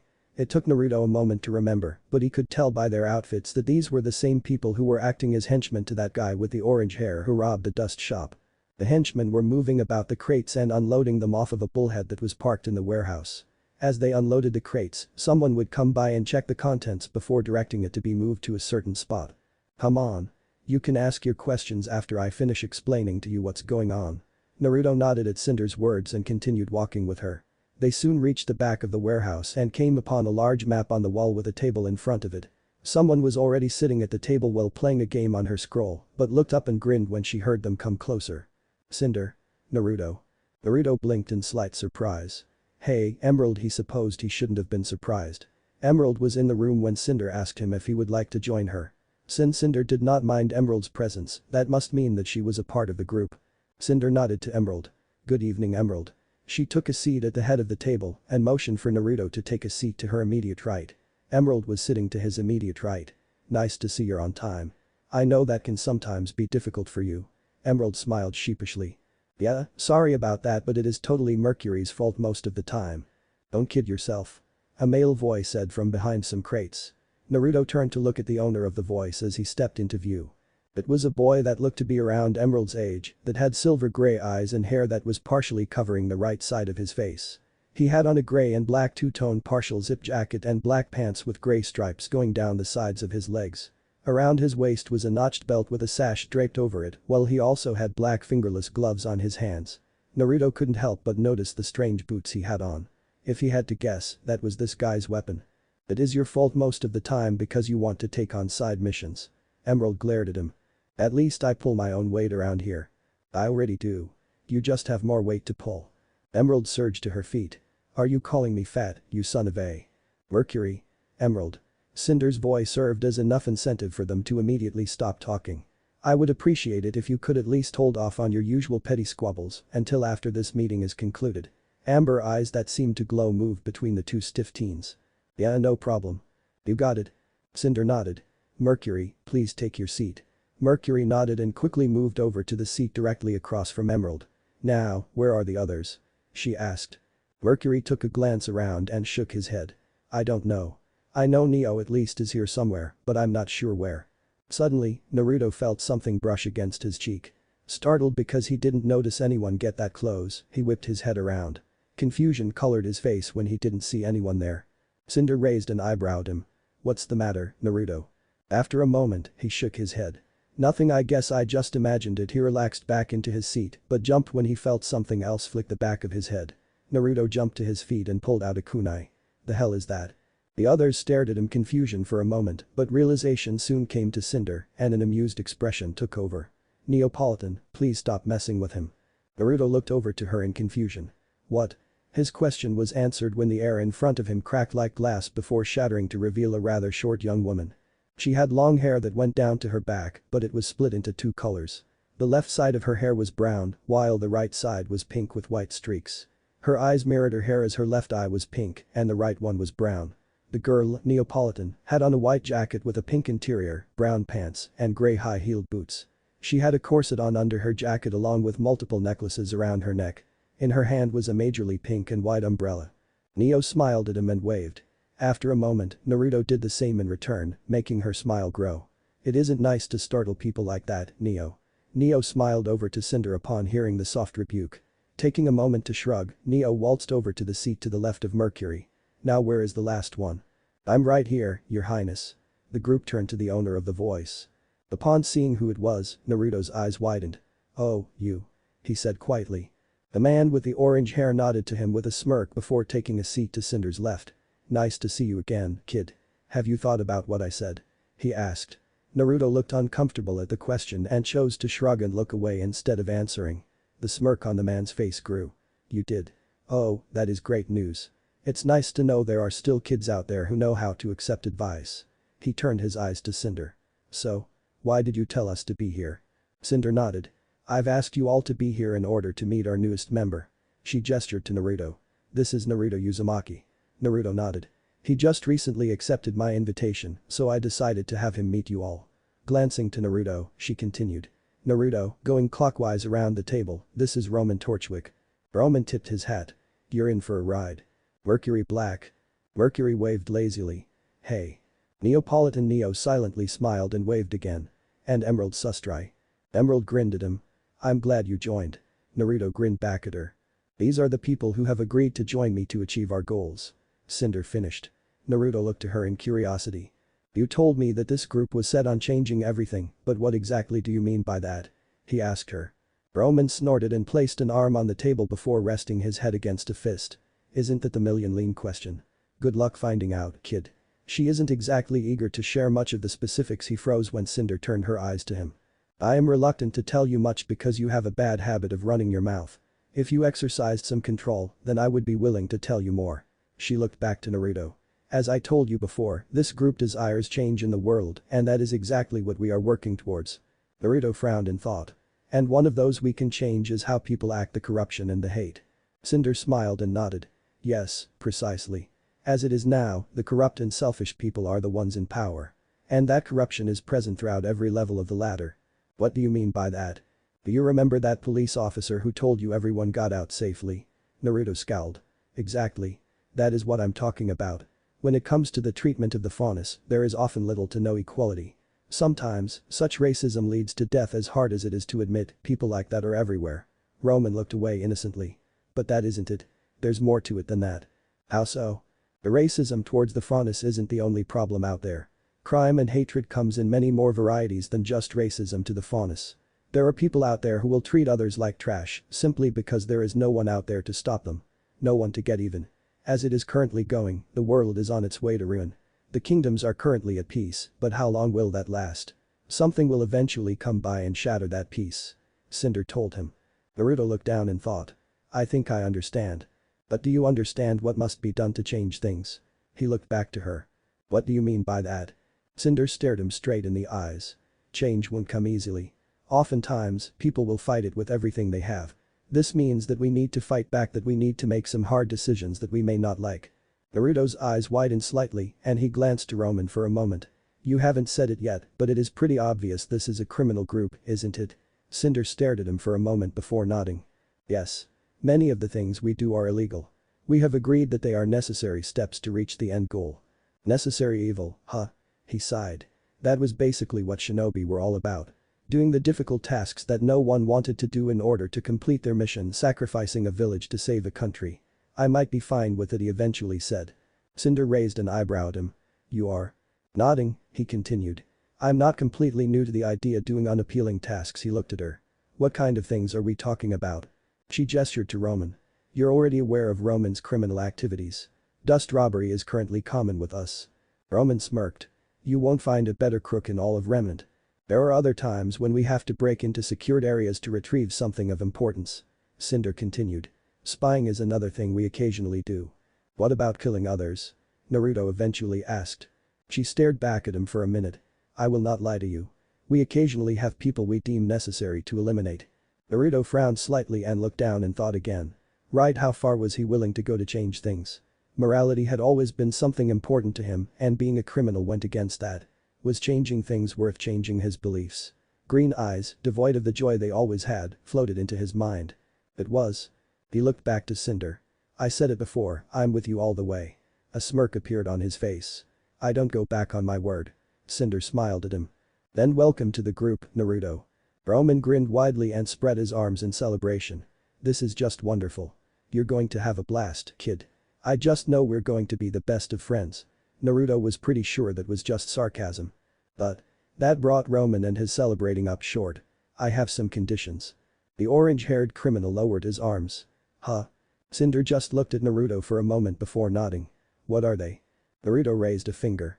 First, I don't do senseless cruelty. I'm talking about hurting someone without a reason. If you can't explain to me why I should hurt or steal from someone, then I'm not doing it. Cinder nodded. That is agreeable. Good. A second finger joined the first. Second, I only take orders from you. The others blinked in surprise. I'm not following any orders unless I know they came from you. She smirked. That was a given. Naruto nodded and raised a third finger. Third and last, he paused. No one gets left behind. This final condition stunned the others. Naruto grinned at them. I am never going to abandon a comrade and I would rather die than do it to a friend. If we're going to do this, it will be with all of us there at the end.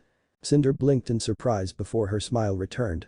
I agree to your terms and conditions, Naruto. He nodded. But I hope you don't mind me establishing one of my own. Naruto shrugged. That's fair. But my condition is that you don't interfere. This condition surprised Naruto. What? What did that mean? She looked unsurprised by his confusion. I'm talking about you don't interfere in some of our operations. She gestured to Ramen.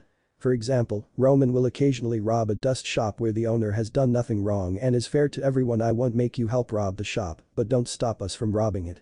Naruto couldn't help the grimace that appeared on his face as a result of the condition. He really didn't like it, but he still nodded. As long as he didn't have to help, then he could agree to it. He would just remind himself that shinobi didn't always get the prettiest of missions. I understand, don't worry about it. He got a nod from Cinder in return. Great.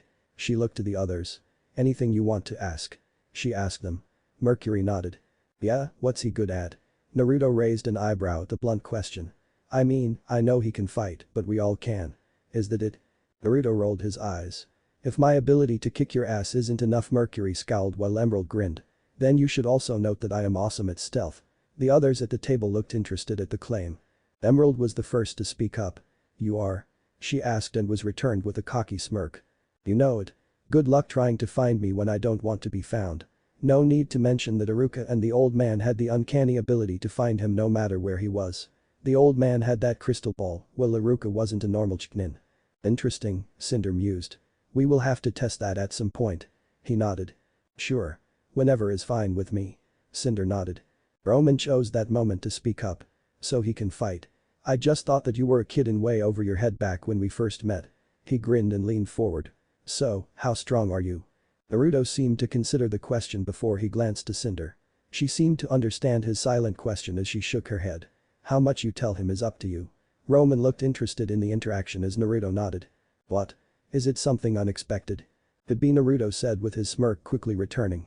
How about the fact that I can both move at high speeds and create an army of clones? The eyes of Ramen, Mercury and Neo all widened at this. Naruto didn't mind telling them about his identity as Kitsune. Cinder knew from the start and Emerald saw him with his mask down a few days ago, so he might as well tell them. Ramen was the first to recover as his grin returned. Well, that must mean you're Kitsune. That is truly impressive, kid. I look forward to working with you. It was at that point that he thought of something. Are you going to be working as Naruto or Kitsune in the field? Naruto blinked. Didn't think about that. He turned to Cinder for an answer. It is ultimately up to you, but why not use the identity of Kitsune? I'm sure Ramen can tell you how annoying it sometimes is if you cannot go out into public for too long. Ramen grimaced and nodded. It is slightly annoying that I can't even take a walk in the park in the middle of the day if I want to. Naruto nodded before looking back to Cinder. If there is nothing else, nothing was said. Then you all can return to what you were doing while I bring Naruto up to speed a bit more. The others nodded before getting up and walking away. Neo grinned and waved to him, making him blink and do the same. Once they were all gone, he looked back to Cinder. Interesting people. His comments seemed to amuse her somewhat. We have a variety of personalities gathered here, yes. GRM Works, the next day. Hello. Welcome to GRM Works. The man behind the counter blinked in surprise when he saw Naruto before a wide grin spread across his face. Oh, welcome back. Your new weapon is ready. Just give me a moment to get it from the back. Naruto nodded and he walked through the employee-only door. After a minute, he came back through the door with a case in his hands. Here you are. Naruto opened the case and grinned down at the contents. This is perfect. He looked back to the man. And all of the specifications have been applied. He got a nod in return. Yes, of course. It is exactly as you requested. This answer made the grin on Naruto's face grow even more. Awesome. Is it possible to get something to hold this in? Something I can wear? The man nodded again. That's not a problem. I'll get one in a moment. Is there anything else? Naruto thought about it. He had an awesome weapon to use now, but would it be a good idea for me to get something else to use as Kitsune? Please come again. Naruto smiled as he adjusted his new weapons in their spot on his legs. The purchase he just picked up came in 2 parts, so he put 1 part on each leg. He was about to turn and walk away, but his vision turned black and red. Naruto. You did get a weapon. Ruby was bouncing up and down in place as she grinned madly at him. Oh, you've got to show me. What is it? A sword? A gun? A spear? Oh. I bet it's some kind of hybrid, isn't it? But what? She was starting to ramble out of excitement, so Naruto chose to interject. Ruby. Naruto's shout served to be enough to stop her. Give me a chance to speak and you might find out. He said with an amused smile. Ruby blushed and smiled sheepishly. Oh, right, sorry. Naruto shook his head. It isn't a problem, but you really didn't give me a chance to speak. And people told him he could be a chatterbox. So you want to know what I got? Her excitement quickly returned as she started to nod rapidly. Naruto smirked. Well, why should I tell you? Silver eyes widened at that question while Ruby started to wave her arms around quickly. Why wouldn't you? She just had to know. I don't know, Naruto shrugged carelessly. Where's the fun in just telling you? His smirk grew. Ruby paused. Wah. I mean, I don't know what you have either. I'm pretty curious about it, but having you just tell me wouldn't really get the point across. He did his best to say this in an innocent tone of voice. Slowly, Ruby lowered her arms. So what then? Naruto's smirk turned into a full-blown grin. I say we have a spar. That's the best way to showcase weapons. This suggestion greatly surprised her. A spar. A feeling of competitive excitement bubbled in her. You want to spar with me? He nodded. Yeah, that sounds like fun to me unless you don't want to. He tilted his head. No. No. That's not it. She grinned widely. I'm all for it. Suddenly, her entire stature deflated. But where are we going to do it? We can't just do it in the streets or a park. Not only that, we also need to have someone to referee. Sounds interesting, a voice said. I can provide both. The two of them turned to look at the speaker. While Naruto didn't recognize him, Ruby seemed to because a wide grin split across her face again. Uncle Qrow. Standing there was a man with graying black hair, spiky hair, and red eyes. His choice of attire consisted of a tattered red cloak, gray dress shirt that had a long tail, black dress pants, and black dress shoes. The man had a ring on his right index finger, 2 rings on his 4th finger, and a pendant with a crooked cross. In one arm was a brown paper bag while the other was holding a flask. On his back was some sort of weapon. Naruto could easily detect the smell of alcohol on the man from where he was standing. The man nodded to the two of them. It isn't often that people who aren't at least in Beacon or on that level challenge Ruby to a fight. Forget about people who are younger than her, she can beat most of them. Ruby smiled and brought a hand up to rub the back of her head. Aw, you don't have to say th. But she still sucks overall. Ruby instantly seemed to wilt as an air of depression descended on her. You're so mean to me. Qrow ignored her and continued to look at Naruto, who continued to stare back. I would call you an idiot, especially given your age and the fact that I haven't seen you at Signal, but your eyes tell me you know what you're doing. Naruto remained silent. He could tell just by looking that this was someone who was strong. Like strong. Qrow seemed relaxed and casual, but so had Kakashi most of the time, and look at him. This man greatly reminded Naruto of his silver-haired sensei. Ruby chose that moment to perk back up and look at her uncle. Uncle Qrow, what are you doing here? He finally broke eye contact with Naruto and turned to look at her before raising the bag in his hand. My stash was running low, so I came to restock it. As I was passing nearby, I heard chatter so annoying it could only belong to you, so I came to see what's got you all excited. He ignored her depression again. So, what do you say? I provided the place and the supervision, and you two give me a good show. Naruto blinked and traded glances with Ruby.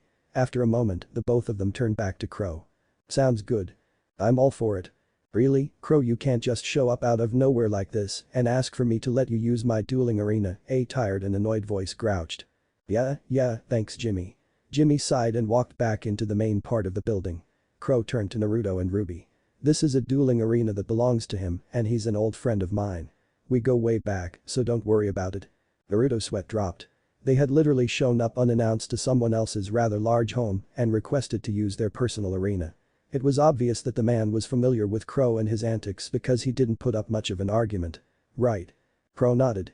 Both of you go to either side of the arena and wait for me to give you the go-ahead. Naruto nodded without question, but Ruby seemed hesitant. Aren't you going to connect our aura levels to your scroll? You know, so you can tell when one of us is too tired to continue? She asked. Instead of answering her right away, Qrow instead chose to take another swig of his flask. After releasing a sigh of content, he answered. Nah. Ruby deflated again while Naruto felt slightly amused. Too much of a pain in the ass. Just fight. If I see one of you in danger, I'll step in. He brought the flask back up but kept it there for several long moments this time. Trust me, I'm a huntsman. Right, with another sigh, Ruby walked over to her place as Naruto did the same. Once they were both in the correct place, Qrow nodded. Now take out your weapons. Ruby grinned and reached for the red thing on her lower back. Taking it off of the holster, she pressed a button to unfold it. Naruto watched in surprise as Ruby spun around while twirling her weapon before pointing it at him. Aside. Her grin grew even more. This is my baby crescent rose. Her weapon was a large, red and black scythe. Naruto took in the menacing weapon. That's pretty impressive looking, he smirked. But I still like mine better. He reached his hands down to his new weapons and took them out of the holster. Excuse me if I don't have any fancy display for you, I haven't had any time to practice one yet. He slid into a battle stance with his weapons in his hands. Ruby was confused at the lacking items. Just a pair of handles. In both of Naruto's hands were silver objects with blue trims that appeared to be nothing more than a pair of handles. They were both about a foot in length with a cylindrical grip changing into a shape that looked as if the blade of a sword could fit in it. Like hell. Naruto's smirk grew and he pressed a button on each handle. At once, his weapons started to shift. Starting at the point halfway down the handles, the weapons suddenly curved until they were a little beyond the position where they vaguely resembled the general shape of a gun. Now watch carefully. Focusing on his chakra, Naruto started to channel it into the grips. As if a switch had been flipped, blue blades that looked to be made out of some type of energy shot out of them. The low hum filled the room as the weapons came to life. These are. Oh my dust. Those are twin Qrow daggers. Ruby gushed. She looked as if she was only a second away from rushing over to him and getting a closer look. They are the state-of-the-art weapon that was only showcased a couple months ago. How did you get them? Naruto blinked in surprise. I bought them. You can't just buy them. They aren't being mass-produced yet. Qrow hummed in interest. She's right, you must know some pretty high-up people to get those. A small frown made its way onto Naruto's face. He didn't know that these weren't even on the market yet. The guy at the shop didn't even say anything about it. With a shrug, he spoke up. I guess. Despite his less than excited response, Ruby was still bouncing in place. That is so cool. But I'm curious. Naruto looked over to Qrow when he started speaking. The twin Qrow daggers are supposedly something that not just anybody can use. The thing that forms the blades is the aura of the wielder, meaning that you have a large amount of aura to be able to use them for long periods of time. His red eyes moved to Naruto's. Do you? The smirk came back to Naruto. One of the things I'm proudest of is the amount of aura I have. Qrow smirked and nodded his head. I would be too if I was your age and was able to use those, although it's pretty obvious you are new to those. Naruto grinned sheepishly. Just by taking a single glance at his battle stance and grip, Qrow was positive that Naruto hadn't had much of chance to use them yet. Yeah, this is my first time fighting with them. I'm just going to learn as I go. Qrow nodded. There were plenty of people who did that. He took another swig of his flask. Ruby. Said girl flinched. Stop gawking and get ready to fight. She grinned and slid back into a battle stance. Right. Seeing that the both of them were ready, Qrow nodded. The two of you will spar until a winner is decided or I say stop. You can use any weapons you have on you, your semblances, and any tactics. The only rule is to not kill each other. If I think things have gone too far, I will step in. Other than what I just said, no rules, so go nuts. He took another swig. Play Fairy Tail Lost Fairy Tail Rising Extended. Ready? I'm good to go. Ready? He nodded. Then begin. Without any further words, Ruby quickly swung her scythe around so the tip of the shaft was pointed behind her. Bang. Naruto's eyes widened in surprise when Ruby suddenly shot towards him at high speeds, with her scythe coming back and aiming at his head. Whoa. He leaned back to avoid the scythe. Using the momentum of his dodge, he brought his leg up to kick at her. Ruby seemed surprised by him dodging and being able to counter, but she recovered fast enough to pull the trigger again to dodge. Bang. She flew back and gained some distance. So it's also a gun, Naruto said as he stood back up. And to top it off, you're pretty fast. Ruby grinned at him. Thanks. You won't find anyone faster than me. Oh? Naruto grinned. I like to think I'm fast as well. I bet I would surprise you. He shot forward as he rushed her. The speed he was going at surprised her, but she was still able to jump out of the way of his right dagger. It isn't that simple. Predicting that she would dodge such a simple attack, Naruto immediately jumped into the air in pursuit and kicked her in the chest. Bam. Ow. Ruby fell back towards the ground and looked up. Seeing the danger that she was in, she pointed her scythe to the side and shot another round. Bang. The very next moment, Naruto landed in the spot she was in with his swipe meeting nothing but air. Ruby looked at him with wide eyes. You're fast. An excited grin made a return on her face. Wow, you have a speed semblance too. That's awesome. Naruto shrugged with his grin still intact and got back into a battle stance. I guess I do. Ruby grinned even more. She was excited to finally meet someone else who could move at high speeds. Up until now, she has had trouble finding people who could keep up with her and dodge her attacks. She had actually been fighting Naruto at a slower speed than she could have been moving at, but now that she knew he could handle it, why not step it up? Then you can handle this. Bang. Naruto's eyes widened again when Ruby's body disappeared in a burst of speed, leaving nothing but rose petals behind. At the same instant, his instinct screamed for him to jump to the side. Not even stopping to think about it, Naruto followed them and leapt to the right. Bang. He was just in time as Crescent Rose slammed into the spot he had been in. Holy crap.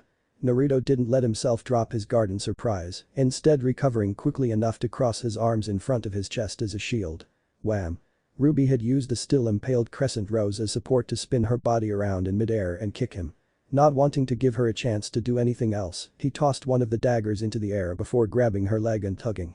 Wah! Ruby squawked at the unexpected contact and let go of her weapon. Naruto then pumped some chakra into his arm and spun around to hurl her away. The moment he let go of her leg, he caught his dagger in his free hand and followed. Ruby landed on her feet but was alarmed to see she was being attacked. Now that she didn't have her weapon, she had nothing to attack with and had to rely only on her speed to get out of the way. Well, that normally wouldn't be a problem, the usual people she fought were the ones who were super slow, in her opinion. Naruto wasn't. She could dodge him with her semblance, but she would need to use it to a greater degree, which ran the risk of her messing up.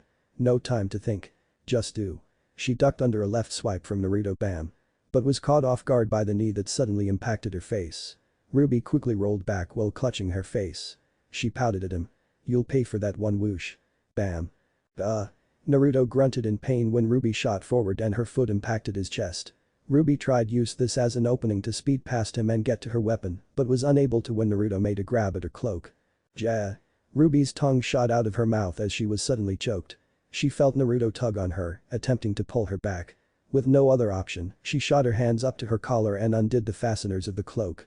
Now that she was released, she continued the rush for her scythe. A triumphant grin lit up her face when she grabbed it. Got it.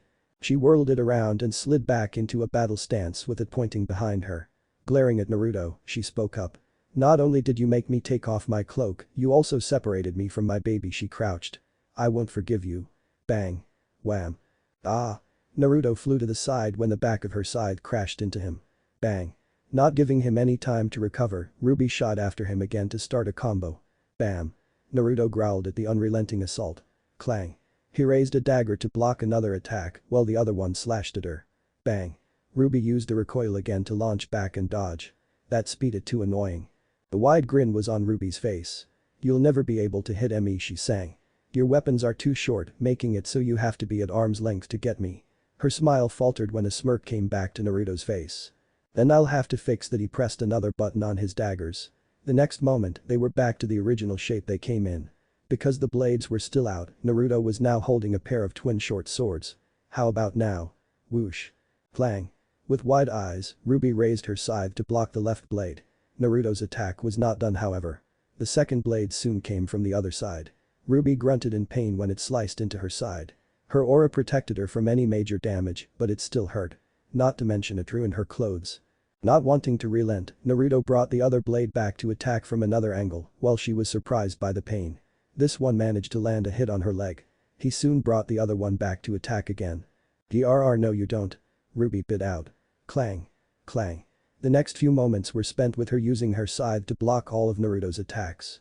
This time, she made sure to not lose sight of one blade while blocking the other. Clang. Sweat was starting to gather on their foreheads and their breaths were also laboring. Using her semblance to fight at even higher speeds than she normally did when against another person was taking its toll on the both of them. Silver eyes widened when one of Naruto's downward slashes turned out to be a feint. Bam. Naruto's leg impacted her body and sent her back. Ruby managed to keep her grip on crescent rose and landed in a kneeling position. She took this chance to take some much needed deep breaths and assess the situation. I can't keep going for much longer, but I can still move faster to end this in one good attack. She stood up and got into a crouch where her scythe was pointed behind her. Knowing what was about to happen, Naruto crouched in preparation as well. Although slightly winded, he still had plenty of energy to keep going. Bang. Naruto hissed in pain when a gash was made in his chest. She's even faster. Bam. A kick impacted the side of his head, making him growl. I'm not losing that easily. His arm shot out to slash at her, but it missed and only hit rose petals. Ruby reappeared in a stumble a few feet away. She nearly tripped. Is she tired? Whoosh. Naruto rushed her, but met nothing but rose petals again. Wham. Another kick hit him in the side. Naruto whirled around to slash at her, but missed again. Whoa. Ruby blurred back into existence with her feet skidding across the floor. She was panting even more from the exertion. She's having trouble going that fast and not messing up. I just have to move a little faster. Naruto focused on his chakra and spread it throughout his entire body. It wouldn't be anything like Lee's speed, but it would still help. He crouched before shooting forward. Wabam. Due to the surprise caused by his speed increase, Naruto's fist impacted her. He could move faster too. Ruby flipped back with crescent rows. Bang. She used another shot to move forward. This time, she used even more of her semblance. Her vision morphed into a tunnel, but she knew the spot Naruto was in. Naruto was launched back when her attack hit him. Ignoring the burn in his muscles and pumping even more chakra to the bottom of his feet, he stopped his momentum. His head shot up to see Ruby crouching again before he grinned. As fast as his body would let him, he shot forward right when Ruby rushed him. Bam. Ah. The next thing Ruby knew, a fist was embedded in her gut and all of the air left her. Because of the sudden halt in her movement, crescent rows flew out of her hands and to the other side of the room. Not wasting another second, Naruto grit his teeth and used all of his strength to push her back and onto the floor. Wham. When the pain left her and her vision cleared, Ruby cracked open an eye. It and the other one shot open in shock when they saw a blue blade an inch in front of her nose. She was sprawled on her back with Naruto standing over her with a sword pointed at her. Although his breathing was heavy and he had some sweat running down his face, a wide grin was present. I win. End music. Winner, Naruto. Naruto backed off when he heard Qrow announce his victory.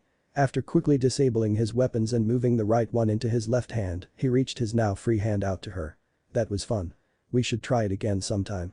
Ruby just stared at the hand in shock for a moment before her excited grin made another return. Whoosh. Naruto blinked when Ruby disappeared from her spot on the ground and reappeared by his right side to look at his weapons. That was amazing. I can't believe how good you are. And how fast. I mean, I'm still faster, but you're still fast. And you were awesome with your weapons even though you were new with them. Not to mention. Ruby, stop talking. She was muffled when Qrow placed a hand over her mouth. Despite this, Qrow was staring only at Naruto. That was impressive, brat. I honestly wasn't sure if you would win. Naruto rubbed the back of his head with a sheepish grin.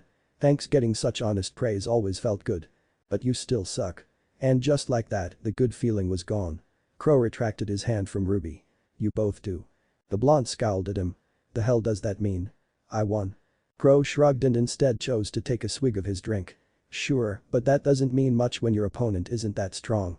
Hey. Both of you shut up and listen. Any and all protests from the two were immediately cut off. Throughout that fight I analyzed the way that both of you fight and saw a crap ton of flaws. He looked to Ruby. Let's start with Ruby. She looked extremely nervous to hear what he had to say. Why yeah. For someone your age, you fought great. She perked up a bit. But how good you are for your age group won't help in the real world. She slumped. You fought with little more in mind than swish swish, stab. I thought I taught you better than that. Most of your assaults were head-on and relied on your speed to land hits. But what do you do when your opponent is also able to move at great speeds, like today? You were able to move faster, yes, but you weren't in complete control, and that was your downfall. Your opponent used your tunnel vision and high speed against you and had you land his attack for him. All he had to do was move into position. Ruby looked down at that. And if you can't cover for it, then lose the cloak. That last one seemed to crush her completely. Qrow turned to Naruto, making him tense. And you? Naruto gulped. What about me? As I said with Ruby, you are great for someone your age. Hell, I would even say fantastic. But you also have your flaws. Granted, many of those could be attributed to you being new to your weapons, but it doesn't matter in a fight. You had no set battle stance or maneuvers. You were able to think quickly on your feet a bit better than Ruby, but you still attacked head-on for the most part. He paused. Up until now, you always fought in a haphazard way and by surprising your opponents, didn't you? Naruto opened his mouth to respond. Don't say anything, I already know you did. The mouth closed again and a scowl formed. That could work to an extent with hand-to-hand combat and even some blades, but you won't get very far like that. Start creating a style, brat. Naruto nodded. It was then Qrow looked Naruto over again. Another thing, your aura isn't as defensive as it should be. None of Ruby's attacks should have cut you that deeply. Naruto looked down to his body and saw that he had several cuts on his torso and arms. Blood was slowly trickling out in those spots. He could also feel the cut slowly start to heal over, but hoped Qrow didn't notice that. Ruby noticed these for the first time when Qrow pointed them out. She gasped. Oh, I am so sorry. Are you alright? What am I saying? Of course you're not. She grabbed his hand. Come on. We need to get you treatment. She moved to tug him away. Ruby, enough. Qrow's command stopped her cold. If it was a problem, don't you think I would have stepped in? He asked. His aura doesn't give him as much protection as it should, but it is obvious he is used to this. I trusted him to know his limits, but I was still ready to step in. Ruby looked conflicted but let go of Naruto's hand. Brat, it looks like you also have some sort of speed ability, but not to the same extent as Ruby. At the same time, you look to have more stamina than average. Work to improve your speed. Naruto nodded again. You have training, that much is obvious. I'm not going to ask from who or from where, because I honestly don't give a damn. Wow, that was blunt. Qrow looked between the two of them. You both still have a lot to improve upon. Qrow smirked while they deflated some more. You aren't the strongest out there right now, but I know you will turn out to be a great huntsman and huntress. They blinked in surprise at his words before turning to each other and grinning. I would say you're both about ready to enter Beacon. Qrow didn't miss the conflicted look that flashed across Naruto's face. It was then that Ruby gasped. That's right. She was suddenly in Naruto's face with an excited expression. You have weapons now. Have you thought about entering a training school? You should totally enter Signal. We would be the best of friends. Naruto raised his hands and took a step back. I'm still kinda unsure about going to a school and becoming a huntsman. Ruby looked disappointed and Qrow raised an eyebrow before shrugging. Whatever, not my problem. He turned away. Let's get going, Ruby. I have things to do, you know. He started walking off. Ruby pouted at her uncle before grinning at Naruto. See you, Naruto. Thanks for the great fight. She rushed over to Crescent Rose and picked it up before putting it away. Bye. With another cheerful wave, she left. Cinder's place, later. Cinder raised an eyebrow when a slightly scuffed up Naruto walked into the apartment. Have a nice day? She asked. He grinned at her. Yeah, it was fun. She shrugged and left it alone, figuring she would find out later. Hey Cinder. Yes. Would me accepting the invite to attend Beacon cause problems? Cinder looked at him with a small frown. I don't like the sound of that, not particularly. I can find a way to make it work. Why? Have you come to a decision? Naruto shrugged. I think so. I just wanted to get a few more facts before I came to a final decision. She nodded. That's a good idea. A smile appeared on her lips. Remember that I don't mind what choice you make. I'll support it completely. His grin could have lit the entire room. Thanks. Beacon Academy. Ozpin looked over the message Qrow sent him in interest. It was nice to finally have a detailed report of Naruto's fighting style and abilities. Those descriptions he had before this were vague at best. According to Qrow, Naruto was a short-range fighter who was able to move at high speeds and tank a moderate amount of damage. It was slightly worrying to hear that his aura did not shield him from damage as much as it should, but he supposed that Naruto was doing enough despite the disadvantage. A smile quirked his lips as he read another detail Qrow provided. So the two of them are already friends. That is nice to know. Beep. His attention was drawn to his computer when an alert went off. A message. And from an unfamiliar sender. Ozpin opened the message and smiled for a moment before his face returned to the usual apathetic look when he saw it was from Naruto. He had been looking forward to getting his answer to the invitation. Ozpin spent the next minute to look over at the message.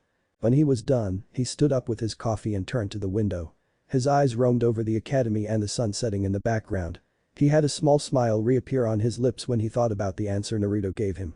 Interesting. Cinder's place. Naruto set his scroll down with a small smile on his face. Did you send it? He looked up to Cinder when she spoke. Yeah, I sent it. Cinder nodded. Great. As soon as you are ready, we should get going.